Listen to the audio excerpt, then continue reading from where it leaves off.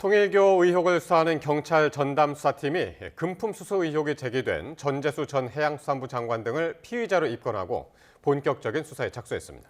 일부에 대해서는 출국 금지도 요청한 것으로 파악되는데 조만간 압수수색과 같은 강제 수사가 이뤄질 전망입니다.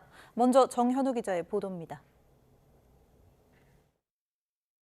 경찰 특별수사팀이 전재수 전 해양수산부 장관과 임종성 전 민주당 의원, 김규환 전 미래통합당 의원 등을 피의자로 입건했습니다. 지난 8월 윤영호 전 통일교 세계본부장이 김건희 특검 조사 과정에서 수천만 원 상당 현금 등 금품을 전달했다고 진술한 인물들입니다. 특검은 경찰에 사건을 넘기면서 3명에게 뇌물죄와 정치자금법 위반 혐의 2가지를 모두 적시했습니다. 윤 전 본부장의 금품 제공이 지난 2018년부터 시작된 것으로 전해진 만큼 경찰이 어떤 혐의를 적용하느냐에 따라 공소시효는 달라집니다. 정치자금법 위반 혐의가 적용된다면 공소시효는 7년으로 촉박하거나 이미 지났을 수 있지만 뇌물죄는 공소시효가 최대 15년으로 수사기간에 보다 여유가 생깁니다. 수사에 속도를 낼 수밖에 없는 상황, 경찰 전담수사팀은 일부 피의자에 대해선 출국 금지도 요청한 것으로 파악됐습니다. 압수수색 등 강제 수사가 초읽기에 들어간 가운데 피의자 소환 일정도 서둘러 조율할 것으로 보입니다. 경찰 관계자는 이에 대해 금품 수수 피의자들을 조사하기 전에 주변 인물들에 대한 참고인 조사 등을 먼저 진행할 예정이라고 설명했습니다. 경찰은 앞서 구치소에서 3시간가량 접견 조사했던 윤 전 본부장 역시 필요한 경우 추가 조사를 진행할 예정입니다. YTN 정현우입니다. 김건희 특별검사팀의 수사 기록 곳곳에는 당시 여권이었던 더불어민주당 인사들을 향한 통일교의 접촉 정황이 담긴 것으로 확인됐습니다. 여야를 막론한 전방위 로비 의혹을 뒷받침하는 내용입니다. 이준엽 기자입니다. 진보는 노영민 전 청와대 비서실장과 김현철 전 통일부 장관, 이재명 대통령의 멘토인 이종석 전 통일부 장관까지 연을 만들었다. 보수는 권성동, 윤한홍 의원 등등 이른바 윤핵관들과 연을 만들었다. 김건희 특검 수사 기록에 등장하는 통일교 고위 관계자들끼리의 메시지 내용입니다. 정치권 접촉을 도맡았던 윤영호 전 통일교 세계본부장과 이현영 전 부회장 사이에는 더 노골적인 이야기가 오갑니다. 잡상인 취급을 하던 노 전 실장과 2, 3년을 닦아놓은 게 있다고 말하는가 하면 청와대나 인수위 그 이상까지 라인을 만들어보겠다는 꿈도 거론됩니다.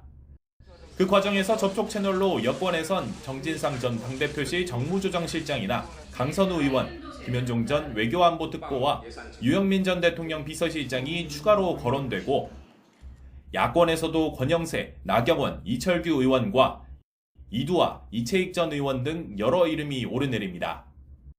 윤 전 본부장은 20대 대선을 9일 앞에 두고서는 이재명 당시 후보 쪽에서도 직접 한학자 총재를 뵙기 위해 전화가 왔다고 말하기도 했는데 이미 한 총재 의도가 명확하다면서 한 총재가 윤석열 당시 후보를 선택해 연결해 줄 수 없다는 취지로 언급했습니다. 그러나 노영민 전 실장은 통일교 측이 방역 완화를 요청해 면담한 것 말고는 윤 전 본부장과 접촉한 적이 없다며 선을 그었고 김현철 전 장관도 통일교와의 인연은 공개된 행사에 참석한 게 전부이고 청탁이나 제안을 받은 바는 전혀 없었다고 반박하는 등 거론된 당사자들은 모두 친분 자체를 부인하고 있습니다. 결국 수사 경과에 따라 실제 청탁이나 금품이 오갔는지 옥석이 가려질 것으로 보이지만 20대 대선 직전까지 통일교가 정파를 초월해 손을 뻗은 정황은 뚜렷해 보입니다. YTN 이준엽입니다. 이런 가운데 의혹의 중심에 있는 윤영호 전 세계본부장이 국민의힘 권성동 의원 재판에 증인으로 출석해 자신은 그런 진술을 한 적이 없다고 말했습니다. 8월 특검 조사에서 했던 자신의 기존 입장을 뒤집은 건데 향후 경찰 조사의 변수가 될 전망입니다. 안동준 기자의 보도입니다. 통일교의 정치권 로비 의혹을 제기한 윤영호 전 세계본부장이 이번에는 권성동 의원 재판에 증인으로 출석했습니다. 증인신문 과정에서도 윤 전 본부장의 발언으로 촉발된 의혹이 또다시 언급됐습니다. 윤 전 본부장은 통일교 주최 행사에 국민의힘뿐만 아니라 민주당까지 어프로치, 그러니까 접근했다는 녹취에 기본적으로 맞는다고 답했느냐는 권 의원 측 질문에 네라고 답했습니다. 다만 윤 전 본부장은 세간에 회자되는 의혹을 언급하며 자신은 그런 진술을 한 적이 없다는 입장도 밝혔습니다. 어떤 진술을 뜻하는 건지는 구체적으로 밝히지 않았는데 또 다른 질문에서는 상식적으로 일면식도 없이 처음 만난 사람에게 금품을 건넨다는 건 말이 되지 않는다고도 답했습니다. 윤 전 본부장은 지난 8월 특검과 면담할 당시 통일교 측으로부터 여야 정치인 5명에게 금품이 건너간 정황이 있다는 취지로 진술한 것으로 알려졌습니다. 특검이 이 진술을 수사 대상이 아니라고 판단할 때 윤 전 본부장 직접 범행이 없었다는 점도 영향을 미친 것으로 전해졌습니다. 결국 윤 전 본부장은 자신이 했던 일을 진술해놓고도 추가 처벌을 우려해 번복했거나 목격하고 들은 것을 진술한 게 자신의 범행처럼 비치는 데 대해 우려했을 가능성도 거론됩니다. 윤 전 본부장은 권 의원에게 정치자금 1억 원을 건넸다는 혐의 사실에 대해서는 진술을 거부했습니다. 윤 전 본부장은 또 특검 조사 당시 조서에 자신의 진술이 포함되지 않은 부분도 많다면서 기존 진술을 번복하는 것이냐는 특검 측 질문에 즉답을 피했습니다. YTN 안동준입니다. 이 통일교 의혹을 수사하는 경찰청 특별전담수사팀이 국민의힘 측에서 민중기 특검팀을 직무유기 혐의로 고발한 사건에 대해 수사에 착수했습니다. 전담수사팀 관계자는 오늘 고발장을 접수한 서울경찰청으로부터 사건이 이송돼 고발장을 검토하고 있다고 밝혔습니다. 앞서 국민의힘은 어제 민특검팀이 지난 8월 윤 전 통일교 세계본부장으로부터 여야 정치인의 금품을 건넸다는 진술을 확보하고도 수사하지 않아 직무를 유기했다며 고발했습니다. 통일교가 민주당 인사들에게 접촉했다는 의혹이 일파만파 커지자 보수 진영은 특검 카드를 꺼내들며 협공에 나섰습니다. 민주당은 물타기 정치 공세라고 방어하면서도 자칫 판이 커질까 자제하는 모습입니다. 보도에 김다현 기자입니다. 권성동 의원의 구속과 집단 입당 의혹 등에 맞물려 통일교 언급조차 꺼리던 국민의힘은 불똥이 민주당으로 옮겨붙자 대반격에 나섰습니다. 사퇴한 전재수 전 장관은 꼬리에 불과하고 실질적인 몸통은 따로 있을 수 있다며 통일교 게이트로 명명했는데 자금을 받았다면 예외 없이 조사하라고 촉구했습니다. 통일교 게이트에 연루된 측근 핵심 인사들도 수사에 적극 협조할 것을 공개적으로 지시하기 바랍니다. 나아가 통일교와 접촉한 적 있는 정동영 통일부 장관과 이종석 국정원장의 즉각 해임도 요구했습니다. 국민의힘은 또 개혁신당의 특검 도입 요구에 화답하면서 민주당이 추진하는 2차 종합특검에 이번 의혹까지 포함하자고 역제안했습니다. 국민이 요구한 것은 분명합니다. 통일교 게이트의 실체적 진실을 밝히기 위한 진짜 특검, 즉 야당 추천 특검 도입입니다. 개혁신당 이준석 대표도 2022년 대선 당시 민주당 측이 통일교를 통해 NBA 스타 스테픈 커리 섭외를 시도했다는 정황이 드러났다며 특검 수사 범위를 넓히자고 공세를 폈습니다. 당혹감 속에 말을 아끼던 민주당 지도부도 일종의 반격에 나섰습니다. 국민의힘과 통일교는 한 몸 아니냐며 적반하장으로 물타기해도 법의 심판을 피해갈 수 없다고 비판했습니다. 야당의 특검 요구가 있습니다. 전형적인 특검 흔들기와 물타기에 불과한 정치 공세로 규정을 하고 일축합니다. 우후죽순 보도되는 의혹에 근거가 부족하다. 경찰 수사를 지켜보자며 당장 윤리감찰단을 가동하기는 어렵다고 거듭 선을 그었습니다. 다만 정청래 대표와 김병기 원내대표는 직접적인 언급은 자제하는 대신 내란 척결 프레임으로 맞섰습니다. 내란과의 전쟁은 지금도 현재 진행형입니다. 내란범들에 대해 끝까지 추적해서 내란의 티끌까지 법정에 세워야 합니다. 민주당은 자칫 판이 커질까 필요 최소한의 대응만 하는 모습입니다. 하지만 보수 진영 협공이 점점 거세지고 있어 통일교 의혹은 연말 정국을 빨아들이는 블랙홀로 자리 잡고 있습니다. YTN 김다현입니다. 광주 도서관 붕괴 사고 이후 시신 2구를 수습한 데 이어서 현재는 실종자 2명을 찾는 작업이 이어지고 있습니다. 소방당국은 실종자 2명이 지하에 있을 것으로 추정하고 있는데요. 붕괴 사고 실종자 가족들은 구조 소식만 애타게 기다리고 있습니다. 보도에 오선열 기자입니다. 소방대원들이 커다란 철근과 구조물이 뒤엉킨 붕괴 사고 현장을 살핍니다. 추가 붕괴를 막기 위해 대형 크레인도 동원됐습니다. 붕괴 사고는 옥상 2층에서 시작했는데요. 건물과 건물이 있는 길이 48m, 폭 20m 구간의 철제 구조물이 지하 2층까지 연쇄적으로 무너졌습니다. 타설 작업을 위해 투입한 레미콘 30여 대 분량 콘크리트도 같이 떨어졌습니다. 결국 불안정한 사고 현장 보강을 위해 한때 구조 작업은 중단됐습니다. 낮 동안 수색이 지연되면서 실종자 가족들의 절박함은 커져만 갑니다. CCTV를 봤을 때 위치가 거의 윤곽이 나왔는데 근데 여기 관리자들은 그 추적이 안 됐다는 게 좀 아연하네요. 좀 그러네요. 매몰 실종자들은 지하 2층에 있을 것으로 추정되는 가운데 구조견을 통한 생존 반응은 확인되지 않았습니다. 소방당국은 콘크리트 양생을 늦추기 위해 사고 현장에 물을 뿌려가며 악전고투를 이어가고 있습니다. 지하 2층까지 다 붕괴된 상태거든요. 그쪽에 다 있다고 보시면 될 것 같습니다. 콘크리트가 약간 얼어있는 상태입니다. 그래서 안전은 굳지는 않고. 수색 중단과 기상 악화로 골든타임이 흘러가는 사이 실종자 가족들은 현장을 떠나지 못한 채 구조 소식만을 간절히 바라고 있습니다. YTN 오설입니다. 정부 전 부처를 대상으로 업무 보고를 진행 중인 이재명 대통령이 대규모 정보 유출 사고를 낸 쿠팡에 강한 경고장을 날렸습니다. 국민에게 피해를 주면 망한다는 생각이 들게 해야 한다며 반복적인 사고에는 더 높은 과징금을 매기라고 주문했습니다. 보도에 홍민기 기자입니다. 이틀째 생중계로 정부 업무 보고를 진행한 이재명 대통령. 개인정보보호위원회의 보고를 받고 개인정보 유출 사고에 대한 경제적 제재를 강조했습니다. 위반해도 본 태도를 보면 뭐 어쩔 건데 이런 느낌이 들어요. 너무 우리나라는 경제 제재가 너무 약해서 위반을 너무 쉽게 생각하는 것 같습니다. 업무보고 첫날 쿠팡을 겨냥해 형벌보다 경제적 제재를 가해야 한다고 지적한 데 이어 하루 만에 또 비판을 이어간 겁니다. 약한 제재 때문에 규정을 위반하지 않기 위한 노력도 보이지 않는 거라며 비판 수위를 더욱 높였습니다. 국민들한테 피해 주고 그러면 엄청난 경제제재를 다 당한다. 잘못하면 회사 망한다. 이 생각이 들게 만들어야 됩니다. 그러면서 과징금 부과 기준을 현재 최근 3년간 매출액의 평균에서 3년 중 최고 매출액으로 강화해야 한다고 강조했습니다.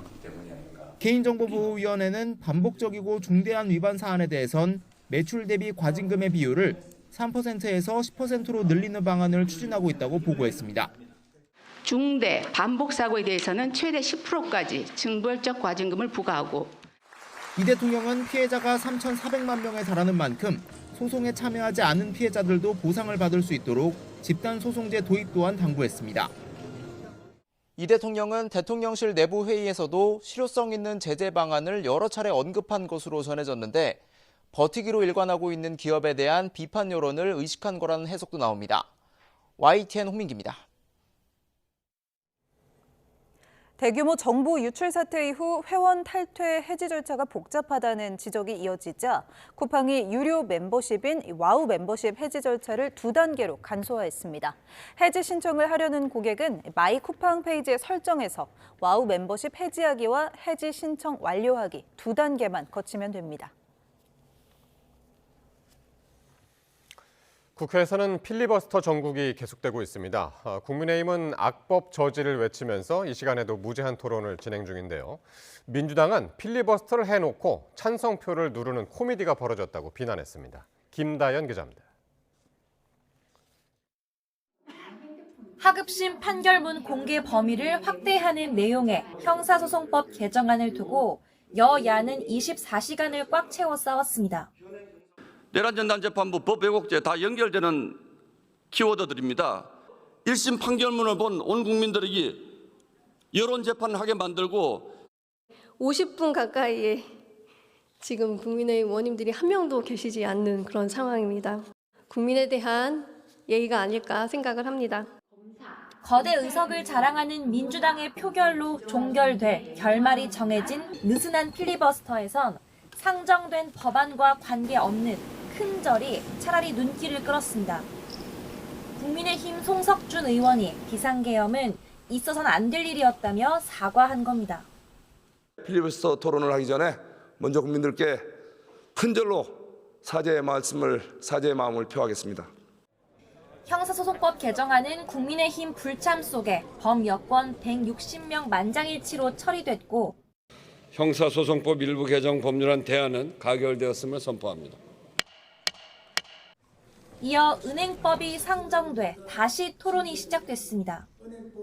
국민의힘은 내란 전담 재판부 설치 등 민주당이 추진하는 8대 악법을 막기 위해 소수 야당이 할 수 있는 건 여론전뿐이라고 절교합니다.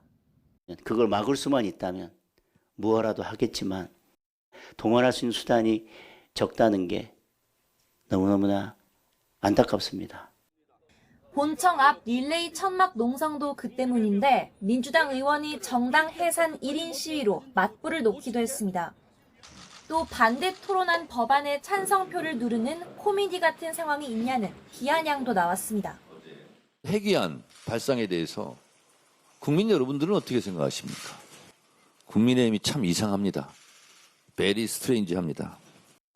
연말 본회의장에서 벌어지는 소모적인 그들만의 필리버스터는 일요일까지 3박 4일간 이어집니다. YTN 김다연입니다. 원내 3당인 조국혁신당이 우당인 민주당과 대립각을 세우는 등 최근 변신에 나섰습니다. 필리버스터 전국과 또 통일교 의혹 등 돌발 변수와 맞물려서 조국 대표의 부산시장 등판론까지 나오고 있습니다. 윤웅선 기자가 보도합니다. 상견례에서 신경전을 펼치고 2주 만에 조국혁신당 조국 대표가 이번엔 진보계열 야 4당을 이끌고 민주당 정청래 대표와 만났습니다. 자리에 앉기도 전에 교섭단체 요건 완화와 결선 투표제 도입 등 대선 때 했던 약속을 지키라고 요구안을 내밀었습니다. 웃으며 손을 잡은 둘이지만 뼈 있는 말을 주고받으며 순간 긴장감도 돌았습니다. 약속의 무게를 잘 알고 있으며 정치개혁에 앞서 더 중요한 것이 내란 청산이라고 생각합니다. 폭설에 응원봉을 들었던 국민들은 지역당 또는 지역위원회 부활을 요구한 바는 없습니다. 민주당 이중대 소리를 듣던 혁신당은 최근 눈에 띄게 변신했습니다. 민주당 강경파가 주도하는 내란 재판부 설치법은 위헌 소지가 있다며 속도 조절을 요구한 게 상징적인 장면입니다. 쌀을 제대로 씻지 않고 밥을 지으면 돌을 씹다가 이가 깨집니다. 연말 필리버스터 전국에서 토론 종결을 위한 정족수를 채우기 위해 민주당이 협조를 구할 수밖에 없는 상황도 혁신당에겐 유리하게 작용하고 있습니다. 부산시장 유력 후보였던 전재수 의원이 통일교 의혹으로 장관직을 내려놓은 것도 시점이 공교롭습니다. 범여권 주자로 조국 등판설이 솔솔 불거지는 겁니다. 혁신당은 국민의힘을 상대로는 특히 싸움당 역할을 톡톡히 하고 있습니다. 내란을 사과하라며 사과 선물을 한 데 이어 비판 의미를 담아 돌아온 배선물로는 위헌정당의 명복을 빈다며 제사를 지냈습니다. 조국 장동혁 대표의 항소 포기 토론회가 사실상 불발된 것도 국민의힘 탓이라며 여론전에 나섰습니다. 다소 돌발적인 정치 환경과 맞물려 조국 혁신당이 부쩍 제3당으로서 존재감을 키우고 있습니다.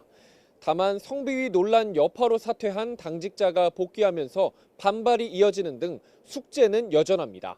YTN 윤웅성입니다.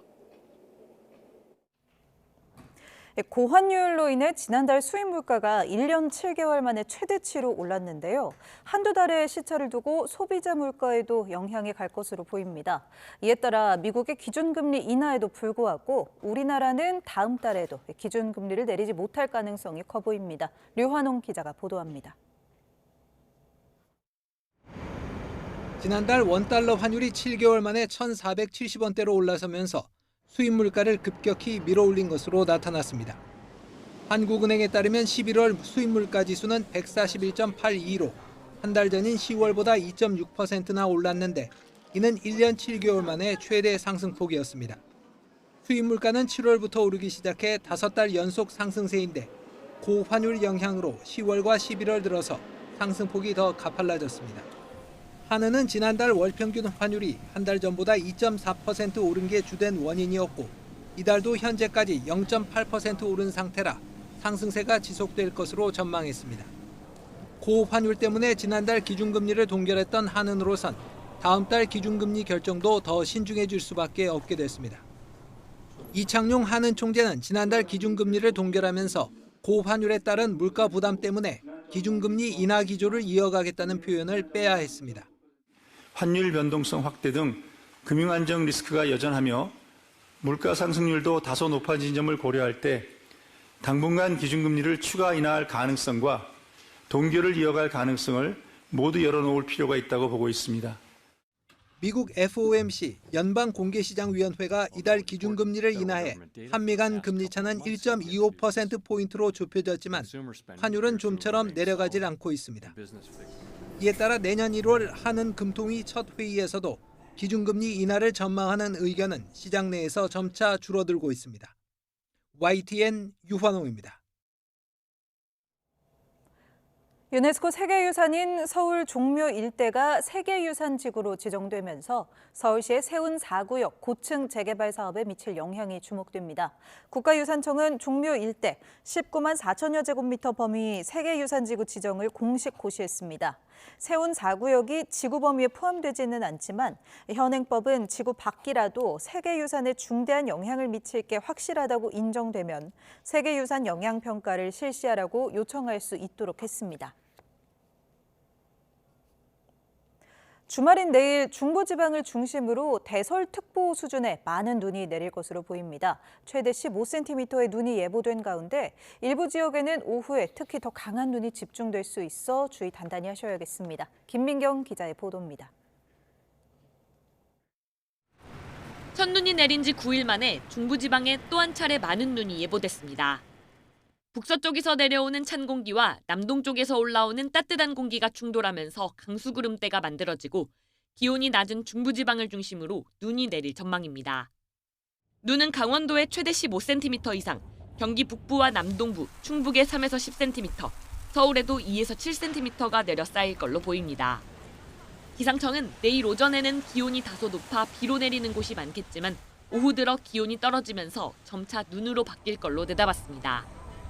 특히 늦은 오후부터 밤 사이에는 경기 북부와 남동부, 강원과 충북을 중심으로 시간당 1에서 3cm의 강한 눈이 집중될 가능성이 있습니다. 대설특보도 넓은 지역에 분포할 것으로 예상이 되고 있습니다. 미세한 기온 차이에 따라서 적설의 변동성이 매우 크게 나타날 수 있기 때문에 다만 지난 첫눈 때처럼 짧은 시간에 강하게 쏟아지기보다는 눈이 비교적 길게 이어질 가능성이 큽니다. 지난 4일 날은 짧고 매우 강한 눈이 30분에서 1시간 사이에 강하게 내리고 지나갔다면 이번에는 상대적으로 강수 지속 시간은 좀 길어질 수가 있겠습니다. 이번 눈 역시 수분을 많이 머금은 무거운 습설이 될 가능성이 큰 만큼 비닐하우스나 약한 구조물은 붕괴 피해 없도록 미리 점검해야 합니다. 눈비는 내일 밤에 대부분 그치겠지만 일요일 아침에는 찬 공기가 남하하며 예년보다 추워지겠고 서해안은 해상에서 만들어진 눈구름 영향으로 눈이 더 이어질 전망입니다. YTN 김민경입니다.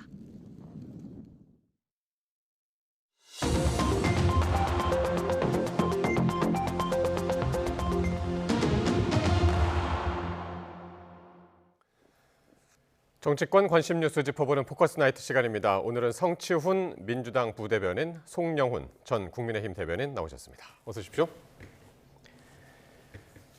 자, 경찰 국가수사본부가 정치인의 통일교 금품수수 의혹 관련해서 정식 수사에 착수를 했습니다. 사건이 이첩되자마자 상당히 빨리 진행이 되는 듯한데 일단 전재수 전 장관 그리고 임종성 전 민주당 의원, 김규환 전 미래통합당 의원 이 3명을 피의자로 입건을 했습니다. 일단 여야 할 것 없이 당사자들 모두 혐의를 부인하고 있기 때문에 네. 수사가 빠르게 이루어져야겠죠. 안 그래도 특검이 이거를 8월에 인지했음에도 불구하고 이첩하지도 않고 이 별건 수사로서 인정하지도 않았던 것 때문에 지금 비판받고 있기 때문에 국수본 입장에서는 이걸 빠르게 진행할 필요가 있다고 보여지고요. 예. 다만 지금 이 3명 이외에 원래 특검에서 5명을 지명했다 그랬죠. 다양한 이야기가 나왔는데 왜 2명이 빠졌는지 이런 거는 사실 드러나는 사실은 없습니다. 그리고 이 3명에 대해서도 지금 자꾸 정치권에서 통일교와 그래서 몇 차례 접촉했다. 접촉했다 이런 얘기가 많이 나오는데 종교단체 인사를 만나는 건 사실 문제가 전혀 안 되는 일이거든요. 정치권에서도 정치인들 중에서 여야 할 것 없이 이것도 마찬가지입니다. 보수 진보 할 것 없이 종교단체를 좀 담당하는 의원들이 늘 있어요. 그렇기 때문에 국민의힘의 김규환 전 의원이나 우리 당의 뭐 임종성 전 의원 이런 분들이 아무래도 종교단체를 전방위적으로 좀 접촉했던 분들로 알려져 있는데 마치 접촉한 것 자체가 문제인 것처럼 지금 아무래도 통일교가 뭔가 전방위적인 로비를 펼쳤다는 의혹을 받고 있기 때문에 만난 것 자체가 문제가 되지 않냐. 만났으면 그 다음 단계로 넘어가지 않았겠느냐 이런 의심들을 하는 건데 단순히 만났다, 행사에 갔다 이런 걸로만 지금 의혹이 있다고 보기에는 좀 무리수라고 보고요.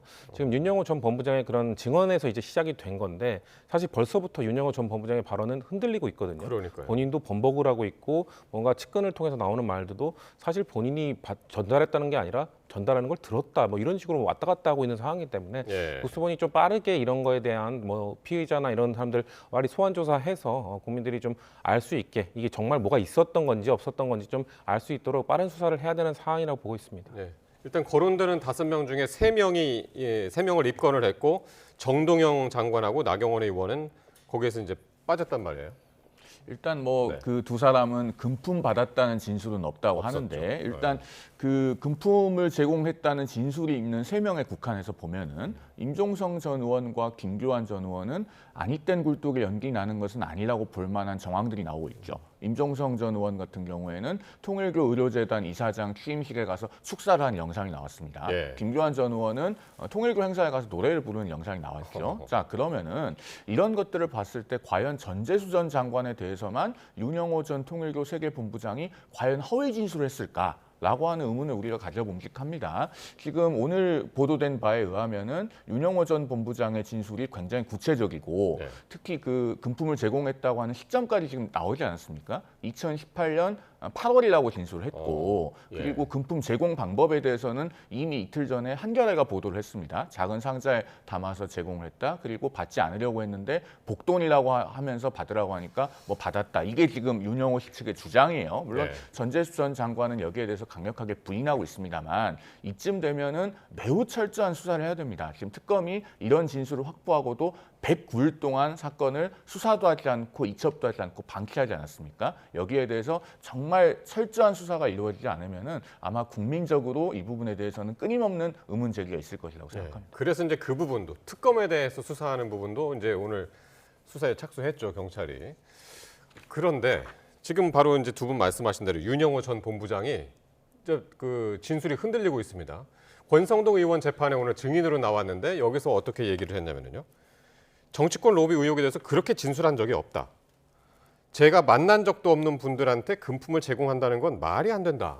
이렇게 얘기를 해서 기존에 했던 진술하고 완전히 이게 바뀐 것 같아요. 그렇죠. 사실 이 윤영호 전 본부장의 진술을 저희가 직접 들었던 게 아니기 때문에 이 5명 아까 말씀드렸던 5명에 대한 것도 사실 특검에서 이 흘린 정보거든요. 그러니까 윤영호 전 본부장이 과연 그런 진술을 한 것인지 아니면은 본인이 전냈다고 한 것이 아니라 정말 지금 알려지고 있는 대로 본인이 누군가에게 그런 얘기를 들은 적이 있다라든지 아니면 그런 정황을 본 적이 있다라든지 이렇게 되면 또 직접성이 매우 떨어지는 부분이거든요.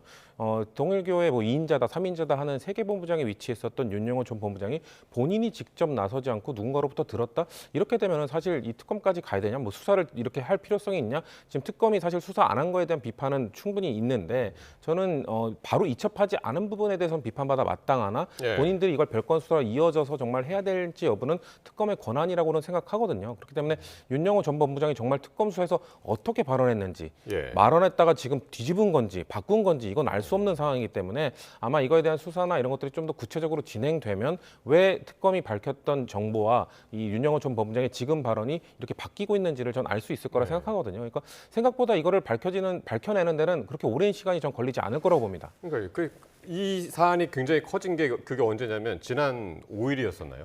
본인의 재판에서 내가 민주당 인사들도 얘기했는데 여기는 왜 특검이 조사를 안 하느냐 이 얘기가 굉장히 커진 거잖아요. 일단 오늘 윤영호 씨가 뭐라고 진술했는지를 보면은 지금 세간에 회자되는 부분은 제 의도와 다르다. 저는 그런 진술을 한 적이 없다. 라고 했다고 하는데 중요한 것은 지금 세간에 회자되는 부분이라는 것이 무엇인지 그리고 그런 진술이라고 하는 것이 무엇인지에 대해서는 정확하게 특정해서 말을 하지 않았습니다. 그러니까 본인이 기존에 했던 발언에 대해서 약간 거둬들이는 제스처를 취했지만 그렇다고 해서 전면적으로 구체적으로 부인했다고 보기도 어려워요. 그리고 한 가지 눈여겨봐야 될 것은 지금 일련의 흐름입니다. 아마 요즘 종이신문을 보는 분들이 예전처럼 많지 않아서 못 보신 분들도 많이 있겠지만은 오늘 그 통일교 세계평화통일가정연합인가요? 하는 그 재단법인 명의로 주요 일간지들 일면 하단에 일제히 광고가 실렸습니다. 그러면서 뭐 윤영호 전 본부장의 개인적인 일탈이다. 그리고 뭐 사과드린다라는 취지의 광고가 실렸는데 자 일련의 흐름을 잘 보면 12월 9일에 이재명 대통령의 국무회의 종교 해산 발언이 재차 나옵니다. 그리고 12월 10일에는 윤영호 씨 본인의 1심 결심 공판이 있었는데 윤영호 씨가 최종 진술에서 정치인들 명단을 언급할 것으로 예상되었지만 침묵을 지킵니다. 그리고 오늘 일면에 그 통일교회 광고가 실릴 때는 그 전날에는 적어도 광고를 확정했을 것 아니겠습니까? 그러면 12월 11일이죠. 그리고 오늘은 통일교 관계자가 또 영상으로도 사과를 하고 윤영호 씨는 본인의 권성동 의원의 재판에서 이렇게 진술을 약간 거둬들이는 듯한 제스처를 보여요. 예. 이게 지금 일련의 흐름으로 연결이 됩니다. 즉 이재명 대통령이 종교단체를 해산시킬 수도 있다. 그리고 재산은 정부에 귀속되는 것이냐 이런 발언을 한 것이 통일교회는 상당한 압박과 겁박으로 작용하는 것이 아닌가 하는 관측이 가능한 지점이 있습니다. 예. 이 윤영호 씨는 아무리 넓게 잡아도 통일교에서 5손가락 안에 드는 서열 안에 있고 통일교와 분리될 수 없는 운명이 있지 않겠습니까? 예.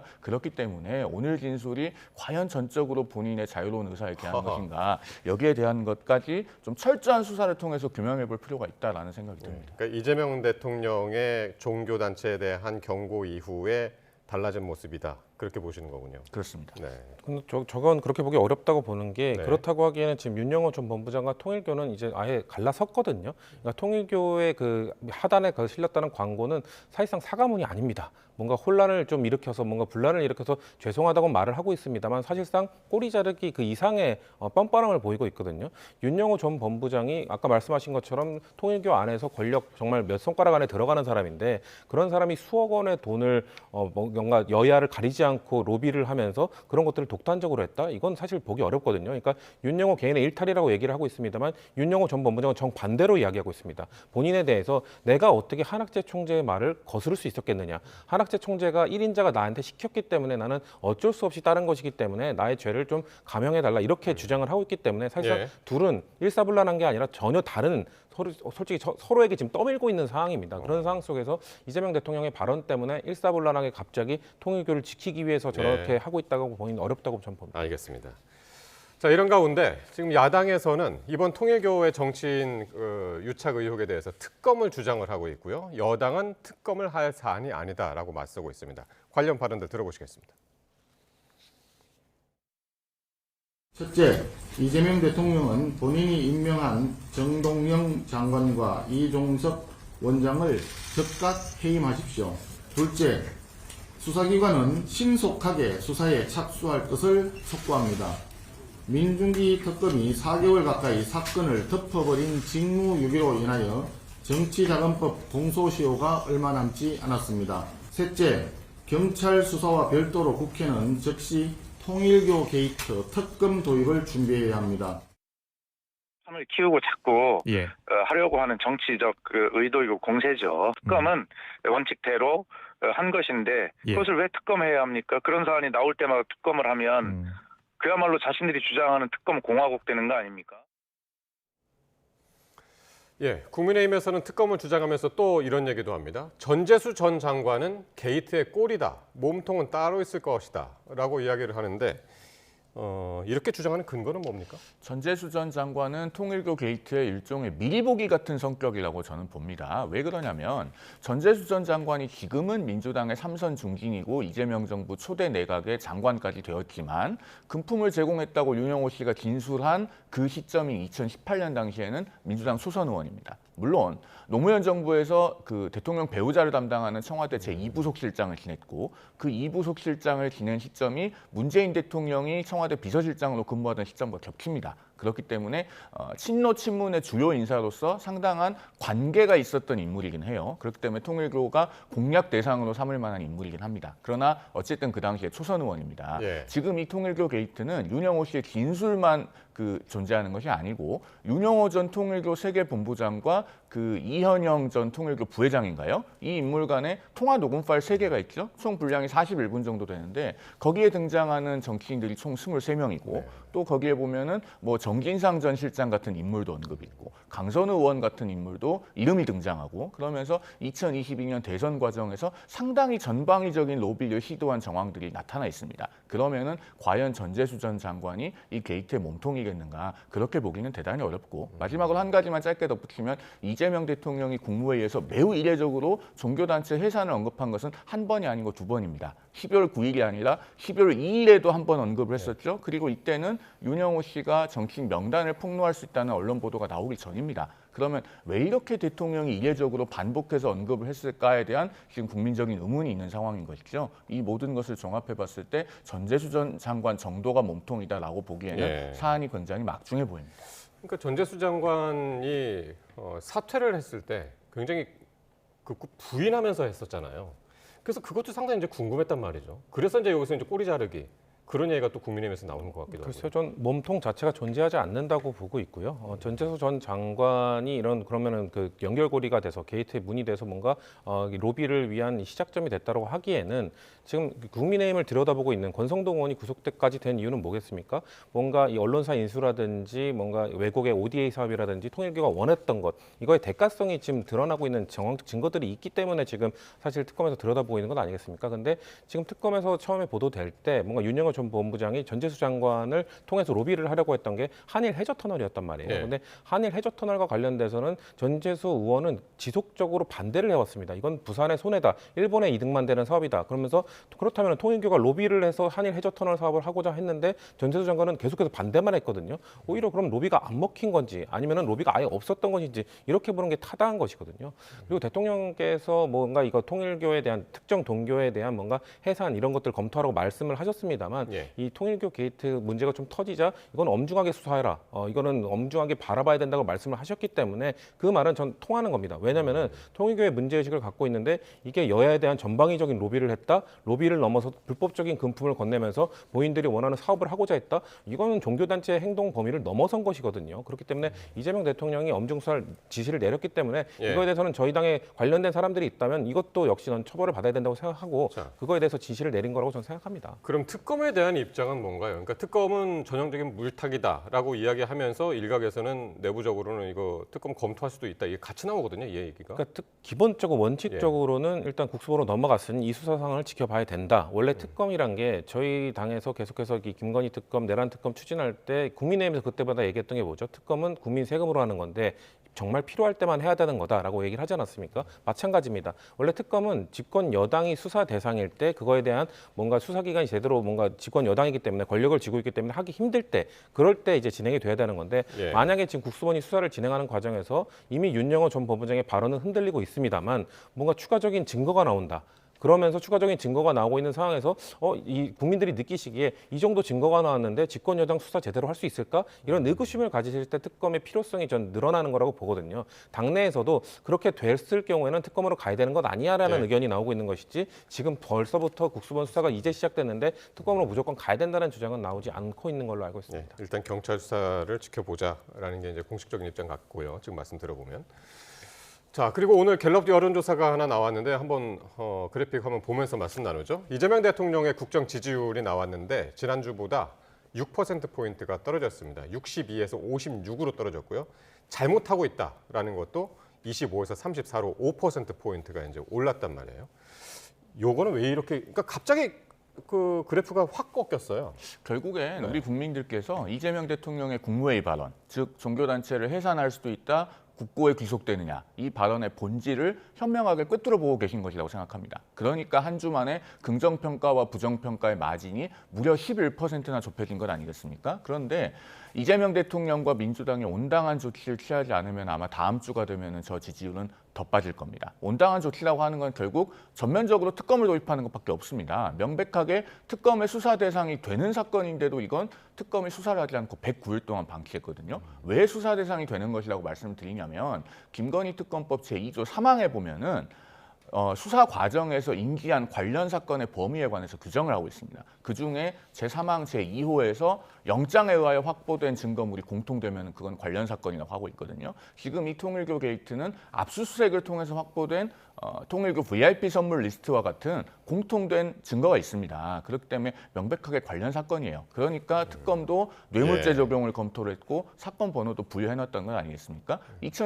올해 8월로 돌아가 보면은 특검이 그 수사 보고서를 작성할 때 전재수 전 장관이라든가 임종성 전 의원이라든가 이런 인물들이 명칭 그대로 김건희 특검법의 수사 대상이라고 처음에는 생각을 안 했겠죠. 그러면은 윤영호 전 본부장이 그런 진술을 하지도 않았는데 수사 보고를 허위로 작성할 수 있겠습니까? 이런 것만 보더라도 이것은 수사를 고의적으로 하지 않고 방치한 거예요. 진술이 있었는데도. 그러면은 이건 특검을 도입해서 전면적으로 진실을 규명하지 않으면 다음 주에 지지율은 더 하락할 것이다. 이렇게 봅니다. 갤럽에서도 그렇게 분석을 했더군요. 그러니까 통일교의 여당 인사 연루 의혹이 영향을 줬을 것으로 추정한다.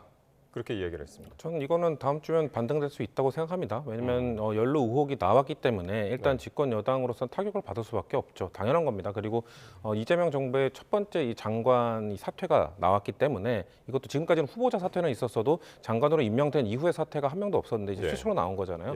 그런 것뿐만 아니라 계속해서 뭔가 뉴스에 뭔가 이 여당 인사, 집권 여당 민주당과 관련된 인사들의 이름이 오르락 내리락 하고 있기 때문에 이런 건 당연히 국정 지지율에 영향을 줄 수밖에 없습니다. 다만 이거를 무조건 특권으로 가지 않는다고 해서 더 떨어질 것이냐? 저는 일단 대통령께서 엄중 지시를 내렸고 엄격하게 수사하라고 내렸고 이 이후에도 뭔가 지금 윤영호 아까 말씀드렸던 전 본부장의 발언들이 막 흔들리고 있는 상황이기 때문에 국민들께서 느끼시기에 일단 뭔가 잡음이 있었던 것 같은데 그렇게 큰 문제는 아니네라고 느끼실 가능성도 저는 충분히 있다고 보기 때문에 뭔가 이거에 대해서 민주당과 집권 이재명 정부가 잘 대처만 한다면 이런 흔들리고 있는 지지율은 다시 회복할 수 있는 계기가 충분히 있다고 보고 있습니다. 여론조사 그래픽이 몇 장 더 있죠? 네, 정당 지지도도 나왔는데 더불어민주당이 40% 나왔고요. 국민의힘이 26%. 이것도 민주당이 3%포인트가 빠졌고 국민의힘이 2%포인트가 올랐습니다. 한 장 더 있습니다. 예. 한 장이 더 없나요? 예. 내년 지방선거 결과를 어떻게 기대하느냐. 여당 후보가 많이 당선돼야 된다가 42%고요. 야당 후보가 많이 당선돼야 된다. 이게 이제 36%, 42대 36 이렇게 나오는데 이게 통일교 사태가 내년 지방선거까지 영향이 이어질 수 있을까? 어떻게 전망하십니까? 이미 지금 부산시장 선거 구도가 요동치고 있지 않습니까? 유력 후보군으로 꼽혔던 전재수 전 장관이 사실상 부산시장 후보군에서 저는 낙마한 것으로 봅니다. 내심의 의사가 어떻다고 하더라도 전재수 전 장관은 현 시점에서는 출마 선언을 하기가 어려울 정도로 타격을 받았다고 보여져요.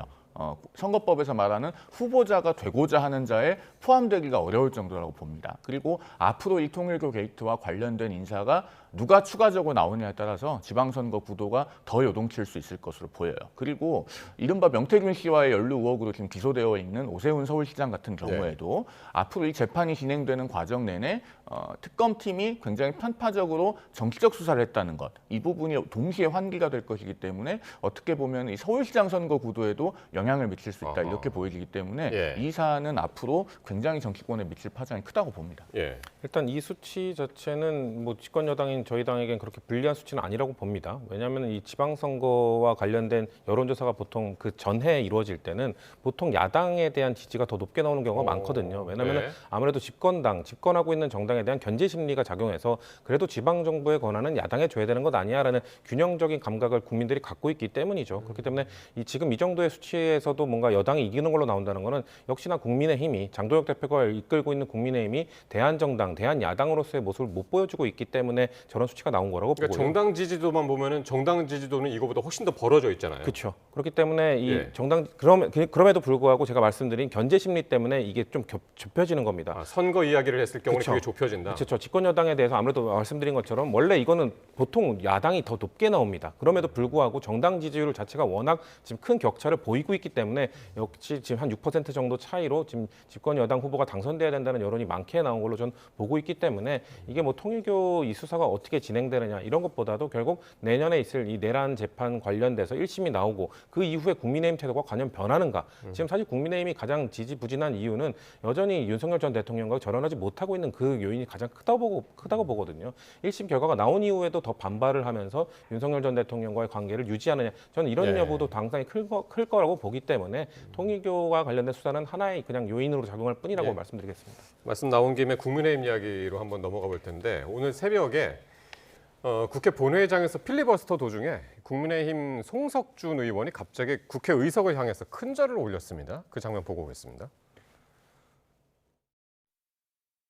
서로를 탓하면서 우리가 대한민국에서 있어서는 안 되는 비상계엄이 초래됐고 저는 사과드립니다. 저의 필리버스터 토론을 하기 전에 먼저 국민들께 큰 절로 사죄의 마음을 표하겠습니다.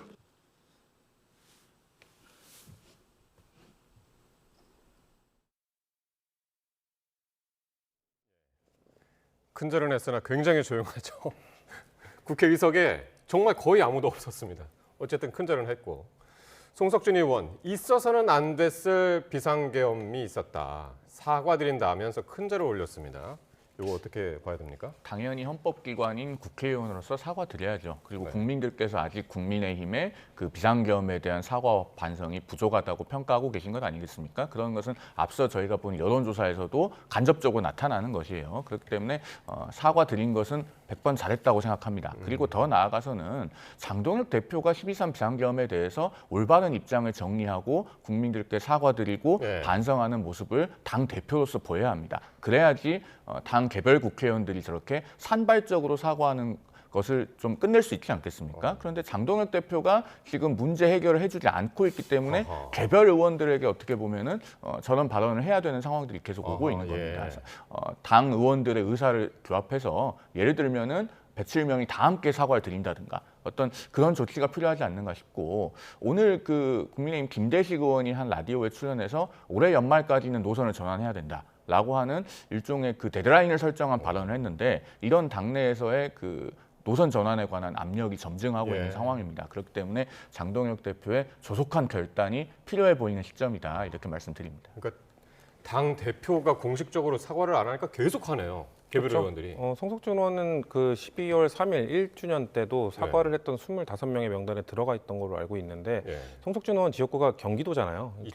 경기도 이천은 물론 보수세가 강한 지역이긴 합니다만 수도권 의원들은 아는 겁니다. 지금 이 계엄과 관련된 사과를 제대로 안 했을 때 이 수도권에서의 선거가 어떻게 될지 결과가 뻔하다는 걸 알고 있기 때문에 위기의식을 느끼고 그렇기 때문에 사과를 하는 건데요.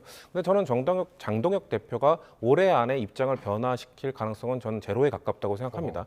왜냐하면 장동혁 대표는 본인만의 시간표가 있다고 지금 얘기를 하고 있고 그거는 지금 많은 사람들이 예측하기를 내년 1월에 아마 윤석열 전 대통령의 내란 재판 1심 결과가 나올 때까지는 전혀 입장을 바꿀 생각이 없다. 만약에 거기서 혹시나 아직도 내란 재판 결과가 무죄로 나오길 바라는 건지 아니면 유죄로 나올 때까지 그래도 유죄가 나온 다음에 그때 태도 변화를 해도 괜찮다고 판단하는 건지 모르겠습니다만 1심 결과가 나온 이후에 그 결과의 여부에 따라 어떤 입장 변화를 한다고 해도 이미 전 한참 늦어도 한참 늦었다고 보거든요. 그렇기 때문에 송석준 의원의 사과는 저는 잘하셨다고 생각합니다만 저렇게 개별 의원들이 사과를 한다고 한들 국민들이 느끼시기에는 지도부가 그러지 않고 있는데 당대표도 안 하고 있고 수석 최고위원도 그 김민수 최고위원도 계속해서 계엄은 정당했다는 발언을 하고 있는 상황 속에서 아마 이 반전은 있기 어렵다고 좀 보고 있습니다. 네.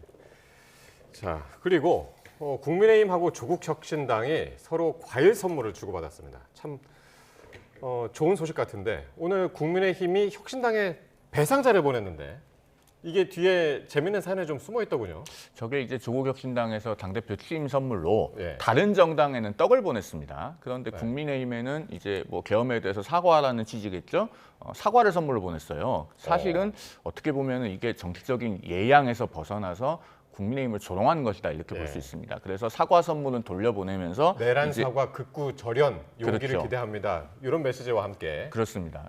그래서 사실은 어떻게 보면은 이 상대 당에 대한 예의는 아닌 것이에요. 그래서 저 사과는 돌려보내고 그다음에 입시비리나 성비리로부터 절연하는 것에서 2배 이상의 속도를 내라는 의미로 국민의힘에서 배를 선물했습니다. 그런데 또 조국 혁신당에서는 저것을 제사로 맞받았더라고요. 제가 좀 드리고 싶은 말씀은 우리 속담에 손톱 밑에 가시는 알아도 염통 밑에 쉬 쓰는 줄은 모른다라고 하는 속담이 있습니다. 이게 비속어가 아니고 국어사전에 나오는 속담이에요. 심장 밑에 파리가 알을 낳는다는 뜻입니다. 염통 밑에 쉬 쓴다는 의미는. 그러니까 지금 조국 혁신당은 내부의 문제가 굉장히 심각하지 않습니까? 오늘도 언론 보도를 보니까 조국 혁신당 당원들이 조국 혁신당 당사 앞에 조화를 대고 보냈어요.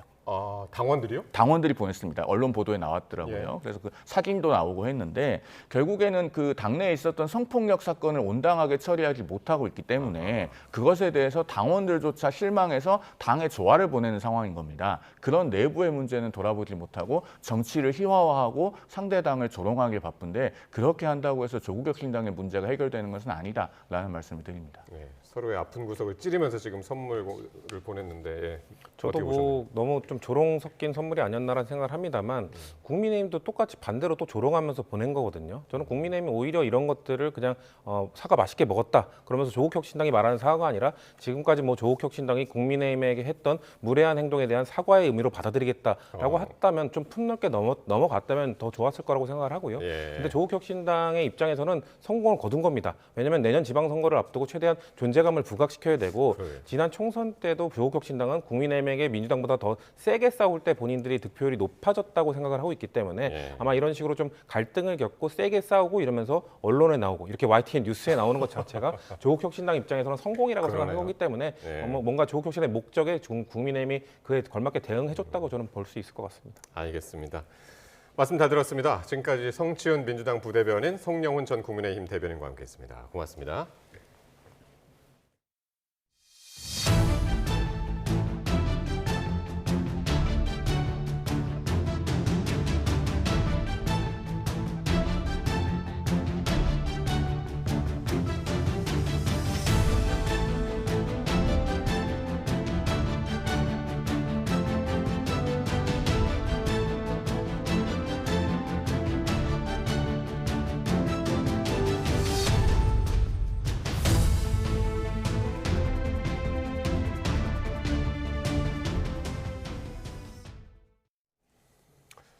층간소음 문제로 윗집 이웃을 흉기로 살해한 양민준이 검찰에 넘겨졌습니다.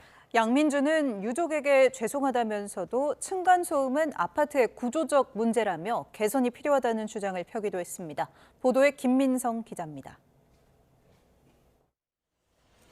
검정 모자와 마스크로 얼굴을 가린 남성이 경찰서에서 걸어 나옵니다.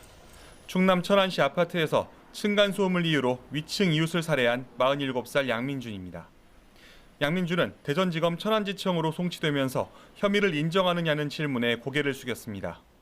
제가 죄를 지었으니 그 죄는 달게 받겠습니다. 정말 그 유가족분들에게 죄송합니다. 그러면서도 취재진에게 층간소음에 대한 자기 생각을 쏟아냈습니다.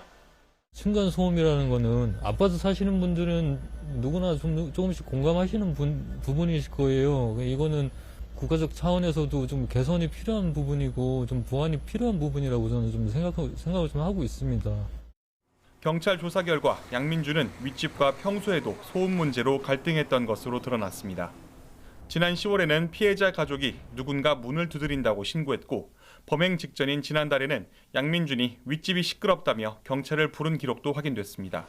앞서 경찰은 범행의 잔인성과 피해 중대성을 고려해 양민준의 신상 정보를 공개했습니다. 양민준은 신상 공개 결정에 대해 별다른 이의를 제기하지 않았습니다. YTN 김민성입니다. 지난 2022년 발생한 가상화폐 테라와 루나 폭락 사태의 주범인 권도형 씨에게 미국 법원이 징역 15년을 선고했습니다. 유죄를 인정하는 대신 형량을 낮춰주는 이 플리 바겐에 따라 검찰이 징역 12년을 구형했는데 법원은 너무 관대하다며 형량을 높였습니다. 보도에 유토건 기자입니다. 한국인이 만든 이른바 김치코인으로 각광받았던 테라와 루나의 가격이 폭락한 건 지난 2022년 5월. 10만 원대에 거래됐던 코인이 며칠 만에 1원까지 떨어지면서 60조 원에 가까운 투자금이 증발했습니다. 당시까지 가상화폐 사상 최대 규모의 폭락 사태로 한국인 20만 명을 포함해 100만 명 정도가 피해를 본 것으로 추산됐습니다. 이제 내가 못 버티겠어. 이게 점점 힘들어. 두 코인을 개발한 권도영 씨는 직전까지도 생존을 자신하며 투자자를 끌어모았습니다. 95% are going to die. Yeah. But yeah, there's also entertainment in watching companies die too. 다른 관계자들은 국내에서 체포돼 기소됐지만 권 씨는 해외에서 도피 생활을 이어가다 재작년 3월 몬테네그로에서 체포됐습니다. 역시 권 씨를 수배한 미국과 한국이 서로 송환을 요구하다 결국 지난해 말 미국으로 신병이 인도됐습니다. 그리고 거의 1년에 걸쳐 재판을 진행한 끝에 1심 법원이 징역 15년을 선고했습니다. 애초 권 씨에게 적용된 9개 혐의가 모두 인정되면 최대 징역 130년까지 가능했지만 미국 검찰은 플리바게닝을 맺었습니다. 이에 따라 권 씨가 핵심적인 사기 혐의를 인정하는 대신 징역 12년을 구형하고 1,900만 달러 이상의 재산을 몰수했습니다. 하지만 재판부는 변호인단의 선처 요청은 물론 검찰의 구형도 지나치게 관대하다며 형량을 높였습니다. 그러면서 권 씨가 저지른 역대급 사기로 헤아릴 수 없는 인적 파괴가 초래됐다고 질타했습니다. 플리바게닝에 따라 권 씨는 최종 형량의 절반을 복역하면 이후 한국으로 추방될 수도 있는 상황입니다. 권 씨는 한국에서도 사기와 자본시장법 위반 등의 혐의로 입건돼 있습니다. YTN 유튜원입니다. 인천 부평경찰서는 차량이 인도로 돌진해 모녀가 중태에 빠진 사고와 관련해 차량 사고 기록 장치 분석 결과 70대 운전자 A씨가 가속 페달을 밟은 것으로 확인됐다고 밝혔습니다. 조사 결과 사고 당시 A씨 차량은 브레이크 대신 가속 페달이 눌린 상태였고 후방 브레이크 등도 들어오지 않았던 것으로 드러났습니다. 국토교통부가 5년간 공적주택 110만 가구를 공급하기로 했습니다. 또 내년 상반기에는 주거복지 추진 방향도 내놓기로 했습니다. 최두희 기자가 보도합니다. 김현덕 국토교통부 장관은 대통령 업무보고에서 공적주택을 5년간 110만 가구 이상 공급하겠다고 밝혔습니다. 공적주택은 110만 원을 확실히 공급해 주거 사다리를 다시 세우겠습니다. 이는 이재명 정부 국정과제 중 하나로 97주택 공급 대책에서 발표한 대로 한국토지주택공사 LH 주도로 추진될 예정입니다. 다만 LH 인력 부족 등의 문제로 인해 목표를 달성할 수 있을지 미지수입니다. 김 장관은 100명 규모로 인력 재배치를 했지만 부족한 점이 있다며 충원 필요성이 있다고 설명했고 이재명 대통령은 기간제 등 유연한 방식으로 인력을 확보하라고 지시했습니다. 수도권 공공택지의 경우 내년에 2만 9천 가구를 분양하고 5만 가구 이상 착공에 들어갈 예정입니다. 인천 계양을 시작으로 3기 신도시 입주도 본격화합니다. 이에 더해 국토부는 도심주택 공급 확대 방안도 내놨습니다. 유휴 부지 등을 활용해 추가로 3만 5천 가구 이상을 착공하고 용적률도 법정 상한인 140%까지 높이겠다는 각오입니다. 도심 유휴 공간을 활용하고 민간 정비 사업도 활성화해서 도심 공급을 확대하겠습니다. 내년 상반기에는 이재명 정부 주거복지 추진 방향에 대해 발표하기로 했습니다. 지방 살리기 차원에서 오는 2027년에는 공공기관 2차 이전도 추진하고 한국철도공사, SR 통합도 추진할 예정입니다. YTN 최두입니다. 네, 결혼한 지 5년 이내인 신혼부부 수가 지난해 2년 연속으로 100만 쌍을 밑돌았습니다. 그래도 감소폭이 통계 작성 이래 가장 적어서 내년에는 증가세로 돌아설 것이라는 희망이 보입니다. 이승인 기자가 보도합니다. 지난해 11월 기준 결혼 5년 이내 신혼부부는 95만 2천 쌍. 통계가 작성된 2015년 이후 계속 줄더니 2회 연속 100만 쌍 밑을 기록했습니다. 다만 감소폭은 2.3%로 통계 작성 이래 가장 낮았습니다. 코로나 사태가 끝나면서 혼인 1년차 부부가 9.8%, 역대 최대로 늘었고 2년차도 2.9% 늘었기 때문입니다. 국가데이터처는 최근 혼인 증가세를 감안하면 내년 발표에서는 신혼부부 증가로 반전될 가능성도 있다고 밝혔습니다.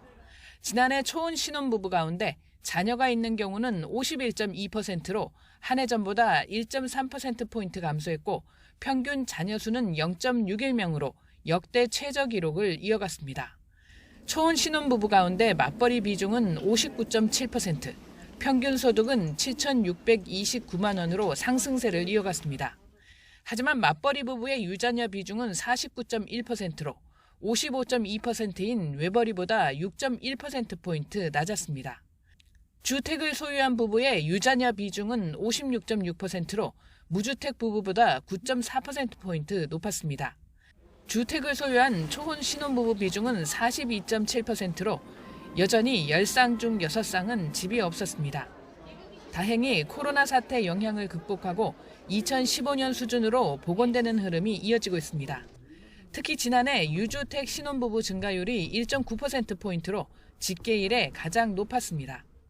24년도에 신혼부부 대상 신생아 특례 구입자금 대출 정책이 생겼고, 요거는 신생아, 그러니까 23년 1월 1일 이후 출생 자녀가 있는 신혼부부에 대해서 대출 정책을 해주는 겁니다. 그 영향으로 실제적으로 주택 소유 비중이 올랐다.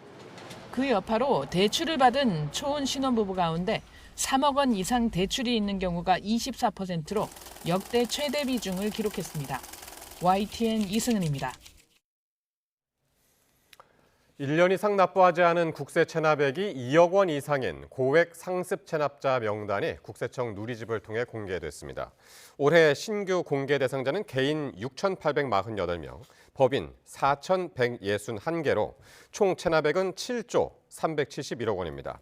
개인 최고액 체납자는 선박 임대업을 운영하는 권혁 시도해운 회장으로 종합소득세 등 3,938억 원을 내지 않았습니다. 김성태 전 쌍방울 회장은 증여세 등 165억 원을 내지 않아 고액 상습 체납자 명단에 이름을 올렸습니다. 국세청은 고액 상습 체납자에 대해서 압류와 공매 등 강제 징수를 적극 추진하고 출국 금지와 명단 공개 등 행정 제재를 철저히 집행하겠다고 밝혔습니다. 광주 대표도서관 붕괴 사고는 수색과 구조 작업이 끝나는 대로 원인 조사에 착수할 것으로 보입니다.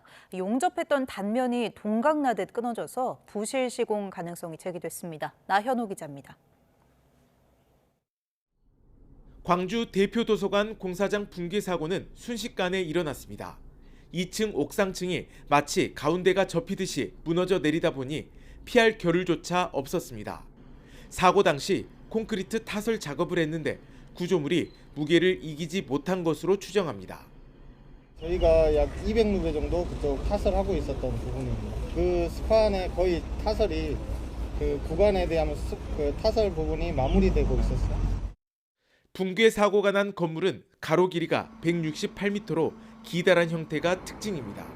개방감을 위해 기둥과 기둥 사이를 널찍하게 떨어뜨렸는데 사고가 난 구간도 48m에 달합니다. 저 큰 기둥하고 저 큰 기둥이 작은 기둥, 새기둥이 중간에 하나 정도는 더 있어야 않아야 된가. 전문가들은 기둥에서 떨어져 나간 연결 부위가 매끈하게 끊어진 점에 주목하고 있습니다. 용접이 제대로 이루어지지 않았고 이에 따라 부어진 콘크리트 무게를 견디기 어려웠을 거라는 분석이 나오고 있습니다. 실제 시공하는 과정에서 뭐 빨리 한다든지 용접을 약간 좀 전부 다 완벽 100% 하진 않는다든지 하게 되게 되면 이 베개 하중에 대해서 견뎌줄 수 없는 이런 현상이 생기게 되는 거죠. 경찰은 구조 작업을 마무리하는 대로 국립과학수사연구원과 합동 감식을 통해 시공 과정에 문제가 없었는지 들여다볼 계획입니다. YTN 나연호입니다. 23명의 목숨을 앗아간 아리셀 참사를 막지 못한 책임으로 1심에서 중형을 선고받은 아리셀 박순관 대표가 항소심에서도 혐의를 부인했습니다. 수원고등법원은 오늘 오후 중대재해처벌법 위반 혐의 등으로 기소된 박 대표의 항소심 첫 공판 기일을 열었습니다. 박 대표 측 변호인은 리튬 전지 결함 예견 가능성과 열 감지기 설치에 대한 주의 의무 위반 등의 부분에서 법리 오해가 있다며 양형이 과하다고 주장했습니다.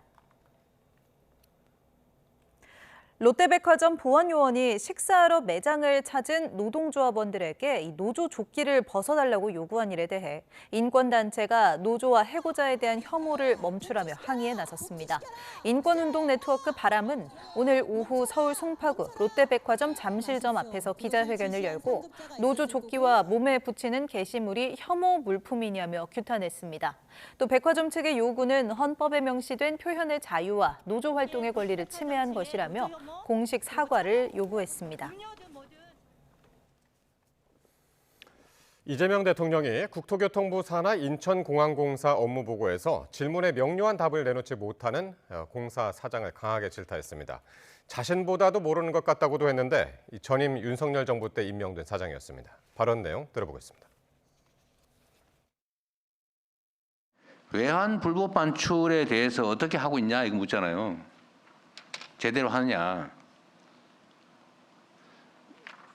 별로 관심 없어 보이는데 지금 보니까 자꾸 $100짜리 한 묶음씩 그 책갈피에 끼워서 가져가는 게 가능하냐 그 말이잖아요. 그거 안 걸리고. 예, 이번에도 저희가 검색을 해갔고요. 그래서 그것이 적발이 돼갖고 세관으로 넘겨. 참 말이 기십니다.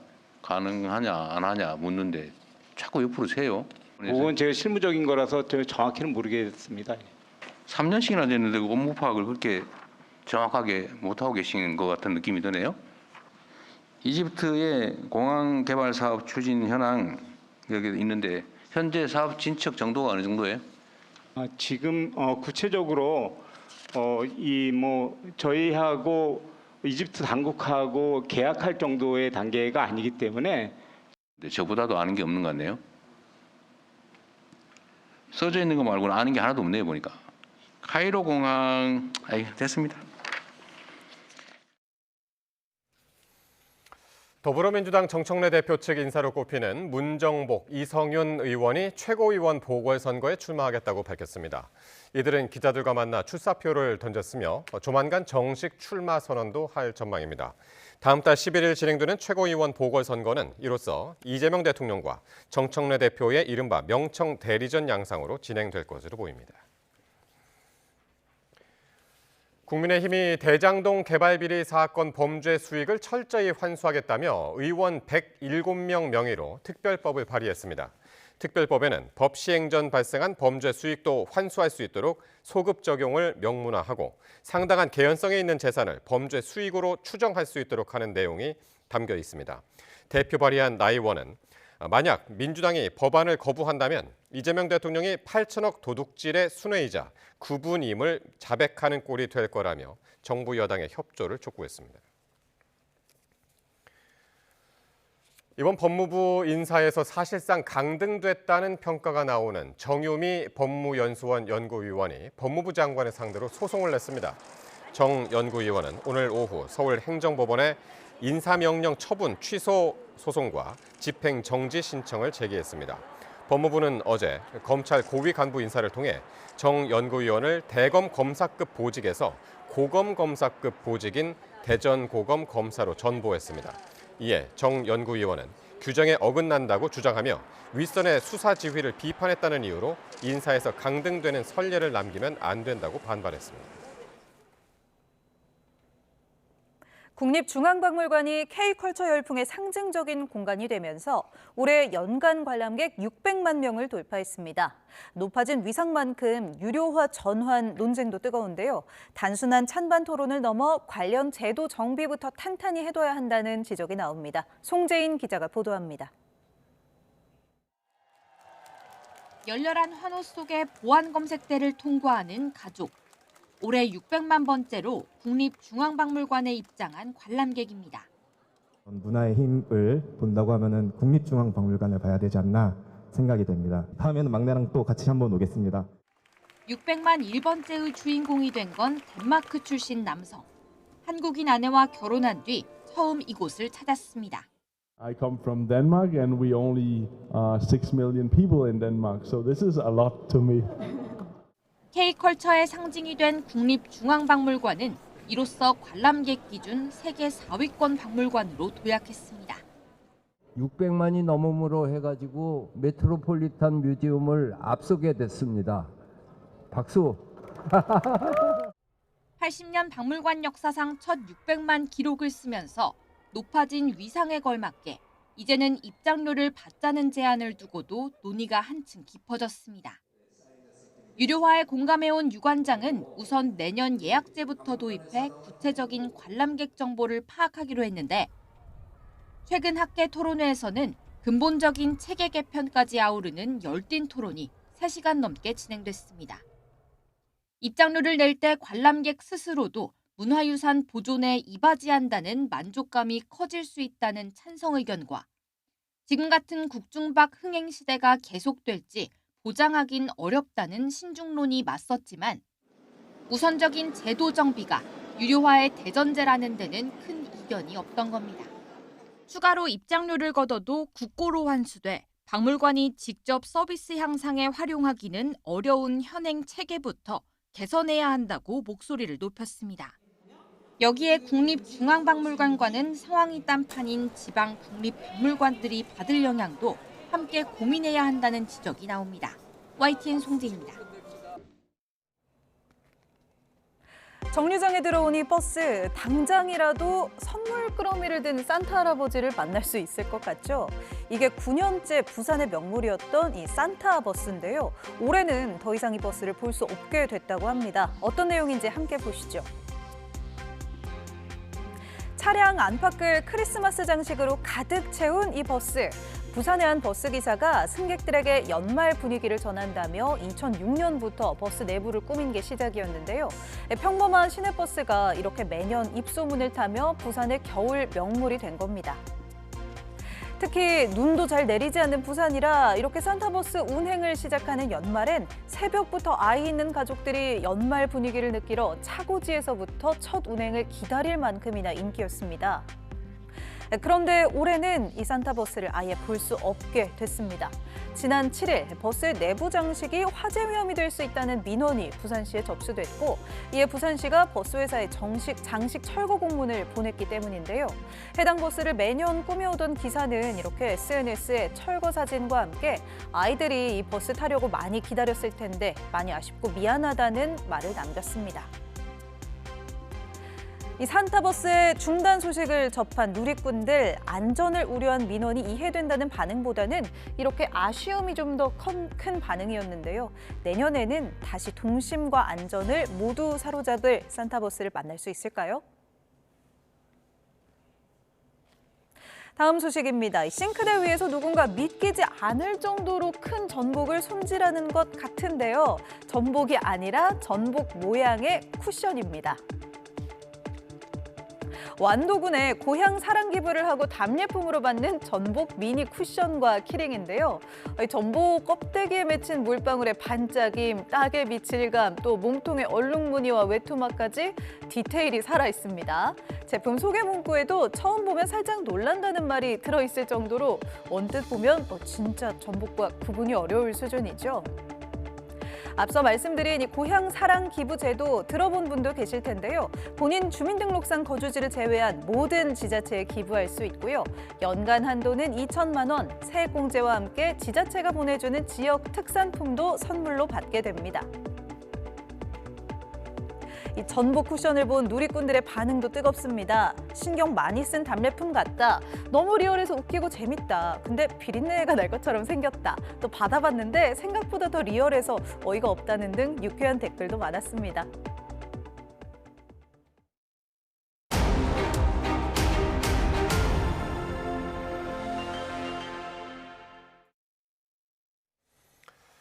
박성재 전 법무부 장관이 김건희 씨의 요청을 받고 김 씨 관련 구체적인 수사 상황을 챙겼던 것으로 특검 수사 결과 드러났습니다. 김 씨를 고발한 사람들의 조사 일정까지 확인한 것으로 파악됐습니다. 이경국 기자입니다. 지난해 5월 5일 김건희 씨는 박성재 전 법무부 장관에게 텔레그램 메시지를 보냅니다. 이원석 전 검찰총장이 명품백 수수 의혹 사건 전담수사팀 설치를 지시한 데 대한 내용이었습니다. 김 씨는 수사팀 구성이 총장의 전격적 지시라고 한다며 중앙지검 차장검사가 특별수사팀 구성이 필요하다고 했는지도 확인이 필요하다고 적었습니다.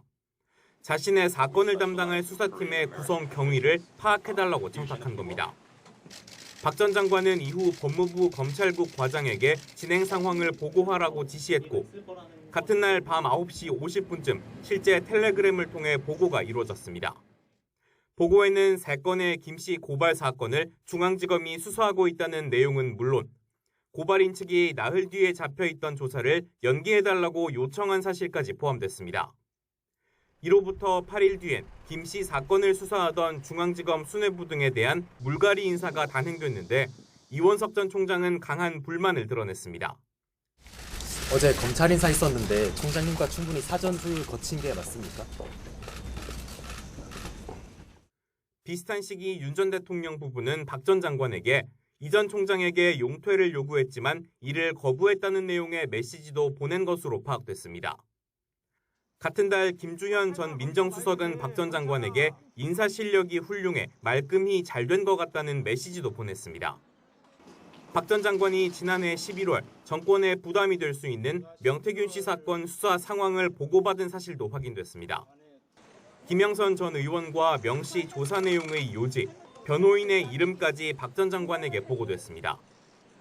특검은 이 같은 내용을 종합해 윤 전 대통령 부부와 박 전 장관이 정치적 공동체였다는 점을 공소장에 적시했습니다. YTN 이경국입니다.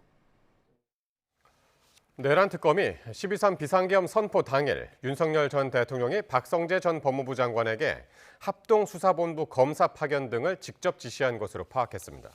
YTN이 확보한 박 전 장관 공소장에 따르면 특검은 윤 전 대통령이 출국 금지 조치, 수용 공간 확보, 또 합동수사본부 검사 등 인력 파견 지시사항이 담긴 문건 한 장을 건넸다고 판단했습니다. 이에 대해 박 전 장관은 통상적인 업무를 했을 뿐이라며 혐의를 부인하고 있습니다.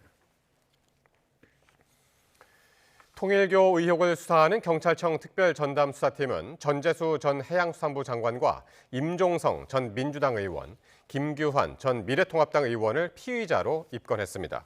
이들 3명은 앞서 지난 8월 윤영호 전 통일교 세계본부장이 김건희 특별검사팀 조사 과정에서 수천만 원의 금품 등을 전달했다고 주장한 것으로 알려진 인물들입니다. 전재수 전 장관 등 피의자 3명에 대한 출국 금지 조치를 완료한 경찰 전담수사팀은 금품 수수 의혹 피의자에 대한 소환 조사 조율과 함께 압수수색 등의 강제 수사를 이어갈 것으로 보입니다. 통일교 의혹을 조사하고 있는 경찰 전담수사팀이 민중기 특검에 대한 수사에 착수했습니다. 특검이 여야 정치인들에게 금품을 주었다는 통일교 2인자의 진술을 확보하고도 조사하지 않았다는 의혹 관련인데요. 수사 중인 특검이 수사를 받는 초유의 일이 벌어지게 됐습니다. 배민혁 기자입니다. 경찰 전담수사팀이 민중기 특검의 직무유기 혐의 사건에 대해 본격적인 수사에 착수했습니다. 국민의힘이 고발한 사건이 통일교 의혹을 수사하는 국가수사본부 특별전담수사팀으로 이송된 겁니다. 특검팀은 지난 8월 윤영호 전 통일교 세계본부장으로부터 여야 정치인들에게 금품을 건넸다는 진술을 확보하고도 수사하지 않은 혐의를 받습니다. 당시 특검팀은 전재수 전 해양수산부 장관에게 명품 시계와 수천만 원 현금을 주었다는 등의 진술을 들었던 것으로 전해졌습니다. 특검은 이에 대해 진술은 있었지만 통일교 의혹은 특검법상 수사 대상이 아니었다는 입장입니다.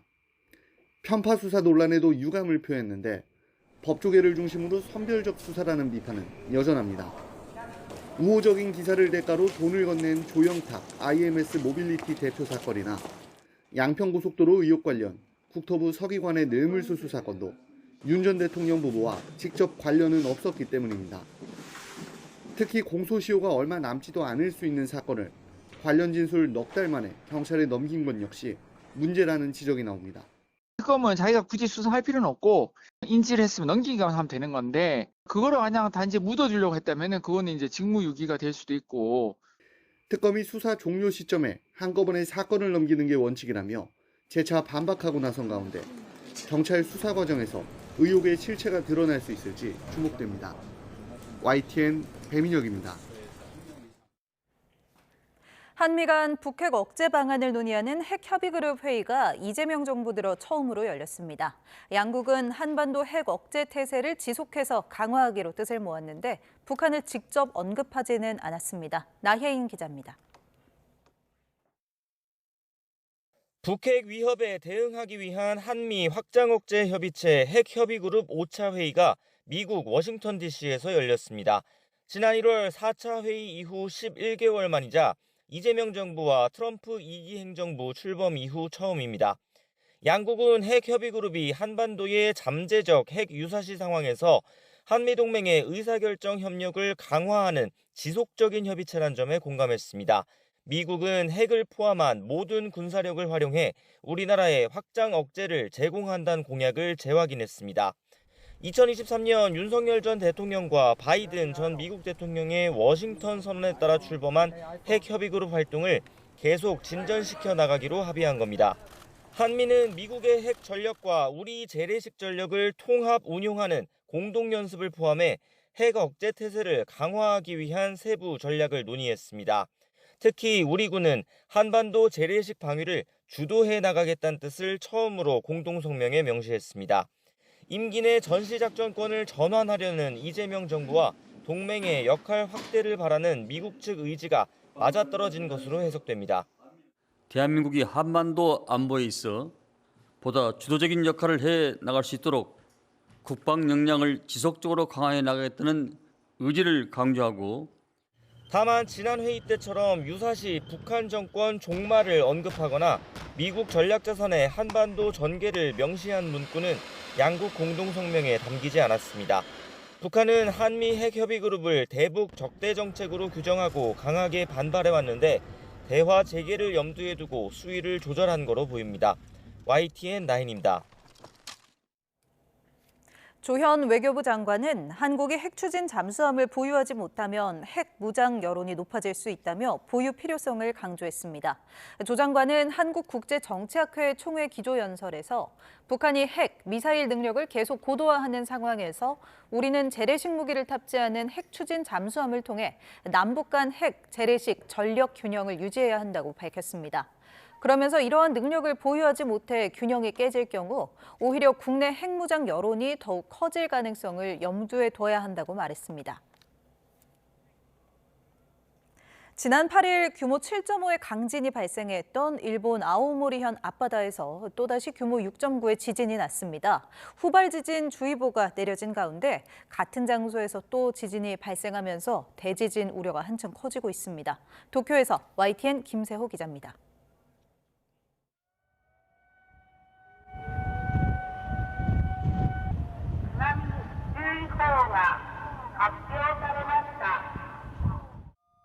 해안가의 경보음과 함께 신속한 대피를 촉구하는 안내 방송이 흘러나옵니다. 오전 11시 44분쯤 아오모리현 앞바다에서 규모 6.9의 지진이 발생했습니다. 지난 8일 밤 11시 15분 규모 7.5의 강진이 일어났던 곳과 거의 같은 장소입니다. 이번 지진으로 아오모리현, 이와테현, 미야기현, 아키타현, 홋카이도에서는 진도 4의 흔들림이 감지됐습니다. 또 한때 해안 지역을 중심으로 쓰나미 주의보가 발령돼 20cm 높이의 쓰나미가 관측되기도 했습니다. 홋카이도 산리쿠 앞바다 후발 지진 주의 정보가 이미 발효 중인 가운데 일어난 재해입니다. 대규모 지진 발생 가능성이 평소보다 커진 상황에서 이번에 발생한 지진은 우려를 더욱 키우고 있습니다. 12月8日の地震で揺れの強かった地域では、12月8日の地震発生から1週間程度、最大震度6強程度の地震に注意するとともに、さらに強い揺れをもたらす地震が発生する可能性もありますので、引き続き注意をお願いしたいというふうに思っております。 일본 해구 쿠릴 해구에서 거대 지진 발생 확률은 0.1%인데 규모 7에 해당하는 지진이 일어났을 경우 일주일 이내 규모 8 이상의 지진이 다시 일어날 확률은 1%, 10배에 이릅니다. 일본 기상청은 이번 지진이 거대 지진 발생으로 이어질지는 현 시점에서 알 수 없다면서 계속해서 지진 대비를 당부했습니다. 도쿄에서 YTN 김세호입니다. 최교진 교육부 장관이 수능, 대학 입시 제도와 관련해 국민적 합의를 이루는 개선안을 만들겠다고 밝혔습니다. 최 장관은 대통령 업무 보고에서 입시 제도를 아무리 정교하게 바꿔도 경쟁 과열 문제가 해결되지 않으면 소용이 없다는 이재명 대통령의 지적에 대해 외워서 오지선다형으로 점수를 매기고 그걸로 경쟁을 시키는 시대는 아니라는데 상당한 합의가 있다고 밝혔습니다. 이 대통령이 공정성에 대한 의심 때문에 객관식을 하고 있는데 그러다 보니 주관적 사고를 못 못하는 게 아닌지를 묻자 차정인 국가교육위원장은 서술과 논술형 평가가 대안이라고 답했습니다. 해직된 전교조 교사들을 특별 채용하라고 지시한 혐의로 기소된 김석준 부산시 교육감에게 1심 법원이 징역형의 집행유예를 선고했습니다. 재판부는 채용 절차에 문제가 있다고 판단했는데 이번 판결이 확정되면 김 교육감은 교육감직을 잃게 됩니다. 보도에 차상은 기자입니다. 김석준 부산시 교육감이 법정에 들어섭니다. 지난 2018년 통일학교 사건으로 해직된 전교조 교사 4명을 특별 채용하도록 지시한 혐의로 기소된 김 교육감에게 1심 재판부는 유죄를 선고했습니다. 재판부는 채용 공고와 응시원서 접수 기간이 매우 촉박해 해직 교사가 아닌 사람이 지원하기 어려웠고 지원한 4명 모두 합격해 경쟁시험 채용으로 볼 수 없다고 판단했습니다. 그러면서 교원 임용권을 남용해 특별 채용 절차를 진행함으로써 실무자에게 의무가 없는 일을 하도록 했다며 징역 8개월에 집행유예 2년을 선고했습니다. 형사사건으로 금고 이상의 형이 확정되면 교육감직을 잃게 되는데 금고보다 무거운 처벌이 나온 겁니다.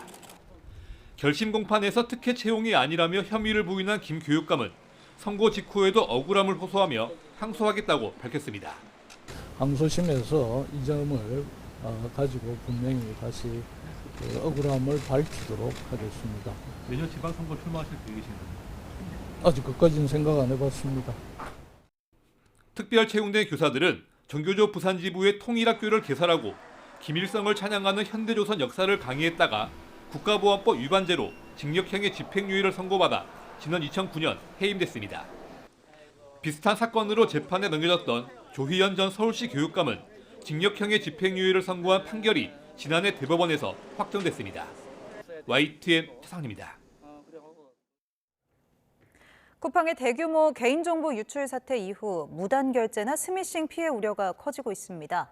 최근에는 개인의 비밀번호를 뚫기 위한 인공지능 기술까지 활용되고 있어 소비자 입장에서는 과연 내 계정은 안전할까라는 불안감이 커지고 있습니다. 박기환 기자가 보도합니다. 3천만 명의 정보가 유출된 쿠팡 사태 이후 YTN은 2차 피해를 의심하는 제보가 빗발쳤습니다. 저희가 의심할 수밖에 없는 게 수년간 쿠팡을 썼는데 이런 일이 없다가 시기가 절묘하게 떨어지지 않습니까? 이걸 보고 당황해가지고 입금한다거나 이걸 보고 놀라시는 분들이 계실 것 같아요. 이제 시작이구나라는 느낌이 받아서. 하지만 2차 피해에 활용된 개인정보가 이번 쿠팡 유출에서 시작됐다는 확증은 없습니다. 이미 다크웹 등 음지에서 거래되는 개인정보만 수십억 건에 달하는 상황. 당장 유통되고 있는 내 정보가 언제 어디서 유출돼 악용되는 건지 구별하기조차 불가능합니다. 수십억 건 이상 추정된다라고 했는데도 사실 그것도 빙산의 일각일 수 있고 전 세계 모든 이용자의 개인정보 중에 한 건 이상은 유출됐었을 가능성을 얘기해도 절대 과언이 아닐 정도일 것이다. 피해를 키우는 건 여러 플랫폼에서 같은 아이디와 비밀번호를 쓰는 습관이었습니다. 해커 입장에서는 만능 암호키나 다름없는 셈인데 이제는 인공지능까지 활용해 손쉽게 맞는 키를 찾고 있습니다. 유출된 로그인 정보를 AI에게 학습시킨 뒤 다른 사이트에 무차별적으로 대입해보는 이른바 크리덴셜 스터핑 공격을 퍼붓고 있습니다. 과거엔 사람이 일일이 입력해야 했지만 이제는 인공지능이 밤낮 없이 1초에 수백만 번씩 로그인을 시도해 뚫리는 계정을 찾아냅니다. 산업의 혁명이 일어나고는 있지만 그게 공격자들한테도 혁명이 될 수 있는 무기가 될 수 있다. 사람이 개입 없이 AI 스스로 공격을 할 수 있는 세상이 오고 있을 거예요. 아예 범죄에 사용하기 위한 인공지능이 개발됐다는 보고도 잇따르고 있습니다. 결국 사이트마다 비밀번호를 다르게 설정하고 수시로 바꾸는 번거로움만이 내 자산을 지키는 유일한 방법입니다. YTN 박견입니다. 김건희 특검의 조사를 받은 뒤 극단적 선택을 한 양평군 공무원의 유서 일부가 공개됐습니다. 특검이 마치 짜인 각본처럼 답변을 요구했다고 적었는데 자체 감찰 결과 규정 위반을 단정하기 어려웠다는 이 특검 발표와는 배치되는 내용입니다. 유서현 기자입니다.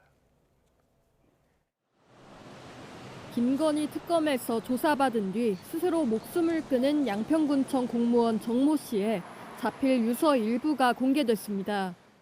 정 씨는 특검 조사 이후 일주일이 조금 넘는 시간 동안 며칠에 걸쳐 일기 형식액을 21장을 남겼습니다. 먼저 조사 당일 상황을 적은 5번째 장에는 흡연하자며 밖으로 불러낸 수사관이 타겟은 김선균이 시킨 거라 얘기하라며 전 양평 군수를 목표로 회유했다는 내용이 담겼습니다. 이어 다음 장에는 특검 수사관들이 반말과 험한 소리로 무시하고 구박한다며 강압적인 조사 분위기에 대해 적었는데 짜인 각본에 넘어가는 것 같다고도 썼습니다.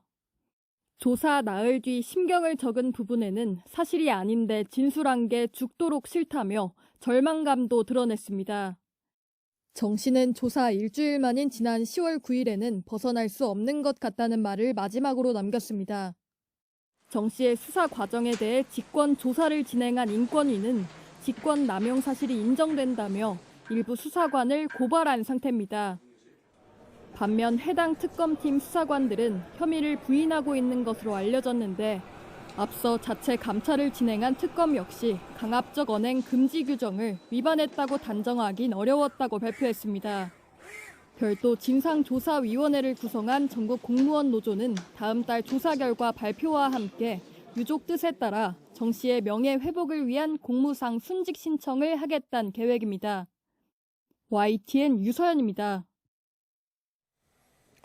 정부 세종청사 앞 도로에서 택시가 인도로 돌진해 보행자 1명을 덮쳤습니다. 다행히 생명에는 지장이 없는 것으로 파악됐는데 60대 택시기사는 경찰에 급발진을 주장한 것으로 전해졌습니다. 사건 사고 소식 조경원 기자입니다. 택시 뒷바퀴가 빠져 있고 앞부분은 심하게 찌그러졌습니다. 엿가락처럼 휜 철제 울타리가 사고 당시 충격을 가늠케 합니다. 낮 12시쯤 경부 세종청사 산업통상자원부 앞 도로를 달리던 택시가 인도로 돌진하면서 길을 걷던 30대를 들이받았습니다. 택시에 치인 보행자와 택시기사가 다쳐 병원으로 옮겨졌는데 생명에는 지장이 없는 것으로 알려졌습니다. 택시기사는 경찰에 급발진을 주장한 것으로 전해진 가운데 경찰은 정확한 사고 경위를 조사하고 있습니다.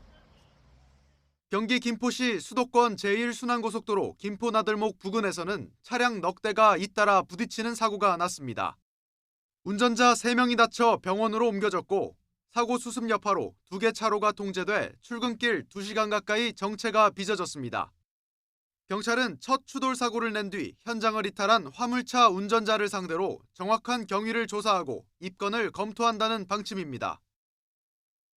이보다 앞선 시각 경기 부천시 약대동에 있는 사거리에서는 달리던 SUV에 불이 나 20분 만에 꺼졌습니다. 운전자가 스스로 대피하면서 다친 사람은 없었습니다. 소방은 차량 엔진 덮개 부근에서 불이 시작된 것으로 보고 정확한 화재 원인을 조사하고 있습니다.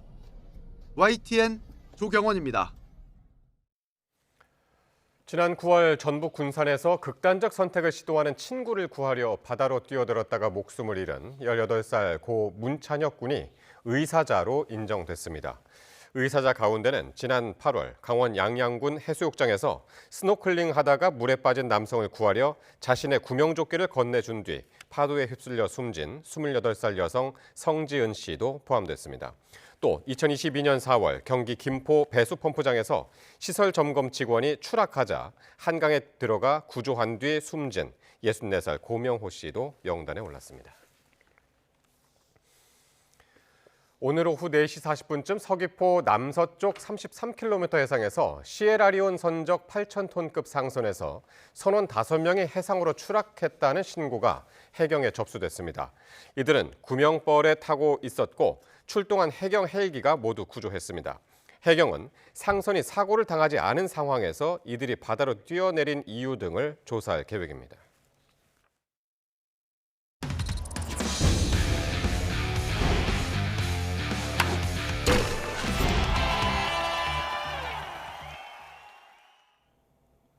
축구대표팀 홍명보 감독이 월드컵 조추첨과 베이스캠프 후보지 답사를 마치고 귀국했습니다. 후보지는 모두 8곳이라고 밝혔는데요. 무난한 상대를 만나 이른바 꿀조로 평가되는 이 조추첨 결과에 대해서는 뭐라고 했을까요? 보도에 이정미 기자입니다. 월드컵 조추첨 이후 바로 멕시코 현지 답사를 다녀온 홍명보 감독. 먼저 조별리그 상대가 무난하다는 이른바 꿀조에 대해 신중한 입장을 보였습니다. 월드컵에서 저는 그 쉬운 조는 없다라고 생각이 들어요. 뭐 쉽게 보이는 조는 있겠지만은 특히 멕시코는 홈팀인 만큼 익숙한 환경과 축구 열기가 더해지면 우리 대표팀이 어려움을 겪을 수 있다고 내다봤습니다. 남아프리카 공화국 역시 정보가 없다는 건 위험하다며 철저한 준비를 강조했습니다. 네이션스컵 거기하고 그다음에 또 내년 3월에 있는 플레이오프 저희 분석관하고 뭐 코치진들을 보내가지고 본격적으로 분석에 들어갈 예정입니다. 답사를 마친 베이스캠프 후보지는 이미 알려진 푸에블라를 포함해 지난달 사전 답사한 곳까지 모두 8곳. 기후적 요소와 고지대, 이동 거리, 숙소 컨디션 등이 고려사항이지만 선수들의 회복을 고려해 고지대 진입 시점도 고민하고 있습니다. 과학적으로 좀 접근해야 될 필요가 있을 것 같아요. 고지대에 일찍 들어가고 늦게 들어가는 것은 장단점이 있어요. 있기 때문에 그 선수들이 그 안에서 피로감을 느낀다거나 그거는 절대 좋은 게 아니기 때문에 우리 대표팀이 후보지 3곳 정도를 추려 제출하면 피파가 내년 2월쯤 최종 베이스 캠프를 배정하게 됩니다. 홍 감독은 내년 3월에 치를 평가전과 관련해선 두 나라 가운데 한 곳이 이미 확정됐다면서도 어느 나라인진 공개하지 않았습니다. YTN 이정미입니다. LA 다저스의 월드시리즈 우승을 이끈 투수 야마모토 요시노부가 내년 월드베이스볼 클래식 WBC에 출전한다는 일본 현지 보도가 나왔습니다. 니칸 스포츠 등 일본 매체는 일본 야구 관계자들의 발언을 인용해 야마모토가 WBC에 출전하기로 했다고 보도했습니다. 야마모토는 올 시즌 미국 메이저리그 30경기에 출전해 12승을 거뒀고 월드시리즈에서는 혼자서 3승을 거두며 MVP로 선정됐습니다. 올 시즌 KBO 리그의 최우수 선수로 뽑힌 한화 에이스 코디 폰세가 KBO 리그 외국인 선수 가운데 역대 최고 대우를 받고 메이저리그에서 뛰게 됐습니다. AP통신은 폰세가 토론토와 $3천만, 우리 돈으로 약 442억 원에 3년 계약했다고 전했습니다. 폰세는 올 시즌 한화에서 17승 1패, 탈삼진 252개, 평균 자책점 1.89로 투수 4관왕에 오르며 정규리그 MVP를 차지했습니다. 밀라노 코르티나 담페초 동계올림픽을 2달 앞두고 스노우보드 금메달 유망주인 최가온 선수가 월드컵 대회 정상에 올랐습니다. 최가온은 중국 허베이성에서 계속된 대회 여자 하프파이프 결선에서 92.75점으로 가장 높은 점수를 받아 금메달을 목에 걸었습니다. 최가온 선수의 우승 소감 들어보시죠. 위에도 일본 선수들이 많았고 일본 분위기였는데 절대 지고 싶지 않다는 생각으로 더 열심히 멘탈을 잡고 해서 성공할 수 있었습니다. 이제 올림픽이 정말 코앞으로 다가왔는데요. 올림픽에서는 정말 제 최선을 다해서 후회하지 않도록 제 런을 보여드리고 싶습니다. 올 시즌 한국가스공사를 통해 코트에 복귀한 라거나 선수가 전 소속팀 KCC를 상대로 자신이 낸 세금을 배상하라는 소송을 내 논란입니다. 법원의 결정과 별개로 한국가스공사가 KBL 규정을 위반한 게 아니냐는 비판이 나옵니다. 보도에 양시창 기자입니다. 라거나가 전 소속팀 KCC를 상대로 소송을 제기한 건 지난달 초. KCC 소속으로 뛰던 지난 2024년 소득세를 자신이 냈으니 이를 돌려달라는 내용입니다. 소득세는 구단이 납부한다는 라거나와 KCC의 계약 내용이 그 근거입니다. 논란이 커지는 이유는 라거나의 소송이 KBL 규정과 정면으로 배치되기 때문입니다. KBL은 지난해 5월 10개 구단이 참석한 이사회에서 귀화 선수 라거나의 신분을 외국인 선수로 결정하면서 앞으로 라거나를 영입하는 구단이 세금을 내는 것으로 의결했습니다. 이 규정대로라면 현 소속팀인 한국가스공사가 세금을 부담해야 하는데 라거나는 전 소속팀에 소송을 낸 겁니다. 가스공사 측은 라거나가 세금 문제는 본인이 해결하겠다고 해서 계약했고 소송은 선수 개인과 전 소속 구단의 문제로 이에 대한 구단의 입장은 없다고 설명했습니다. 하지만 느닷없이 소장을 받은 KCC는 가스공사가 명백히 이사회 의결을 어겼다며 격앙된 반응을 보였습니다. KBL의 근간을 흔드는 문제라고 생각을 해요. 이렇게 규정을 어기고 선수하고 계약을 하면 어떤 규정을 지키겠습니까? KBL의 안일한 대응도 문제입니다. KBL은 지난달 가스공사가 세금을 부담하거나 라거나에게 소송 취하를 권고하라는 중재안을 냈지만 한 달이 다 되도록 이를 이행하지 않는 구단에 별다른 조치를 하지 않고 있습니다. 이에 대해 KBL은 이사회 의결 위반에 대한 구단 제재 등 필요한 조치는 현재도 검토 중이며 시기나 형식은 아직 정해지지 않았다고 설명했습니다. YTN 양시창입니다. 우리나라 육상 남자 100m 최고 기록 보유자인 김구경이 선수 생활을 마감하고 지도자로 새 출발합니다. 대한육상연맹은 김구경을 단거리 지도자 부문 대표팀 코치로 선발했다고 밝혔습니다. 김구경은 지난 2010년 6월 전국 선수권에서 10초 31과 10초 23으로 잇따라 남자 100m 한국 기록을 세운 뒤 2017년엔 6월 10초 07까지 기록을 앞당겼습니다.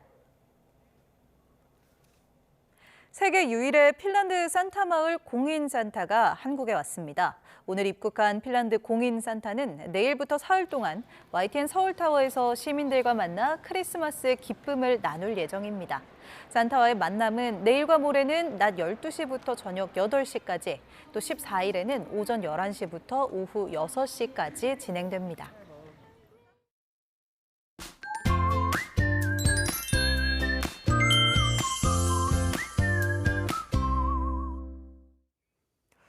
주말인 내일 전국에 눈비가 내립니다. 아침에 중부 서해안을 시작으로 점차 전국으로 확대되겠는데요.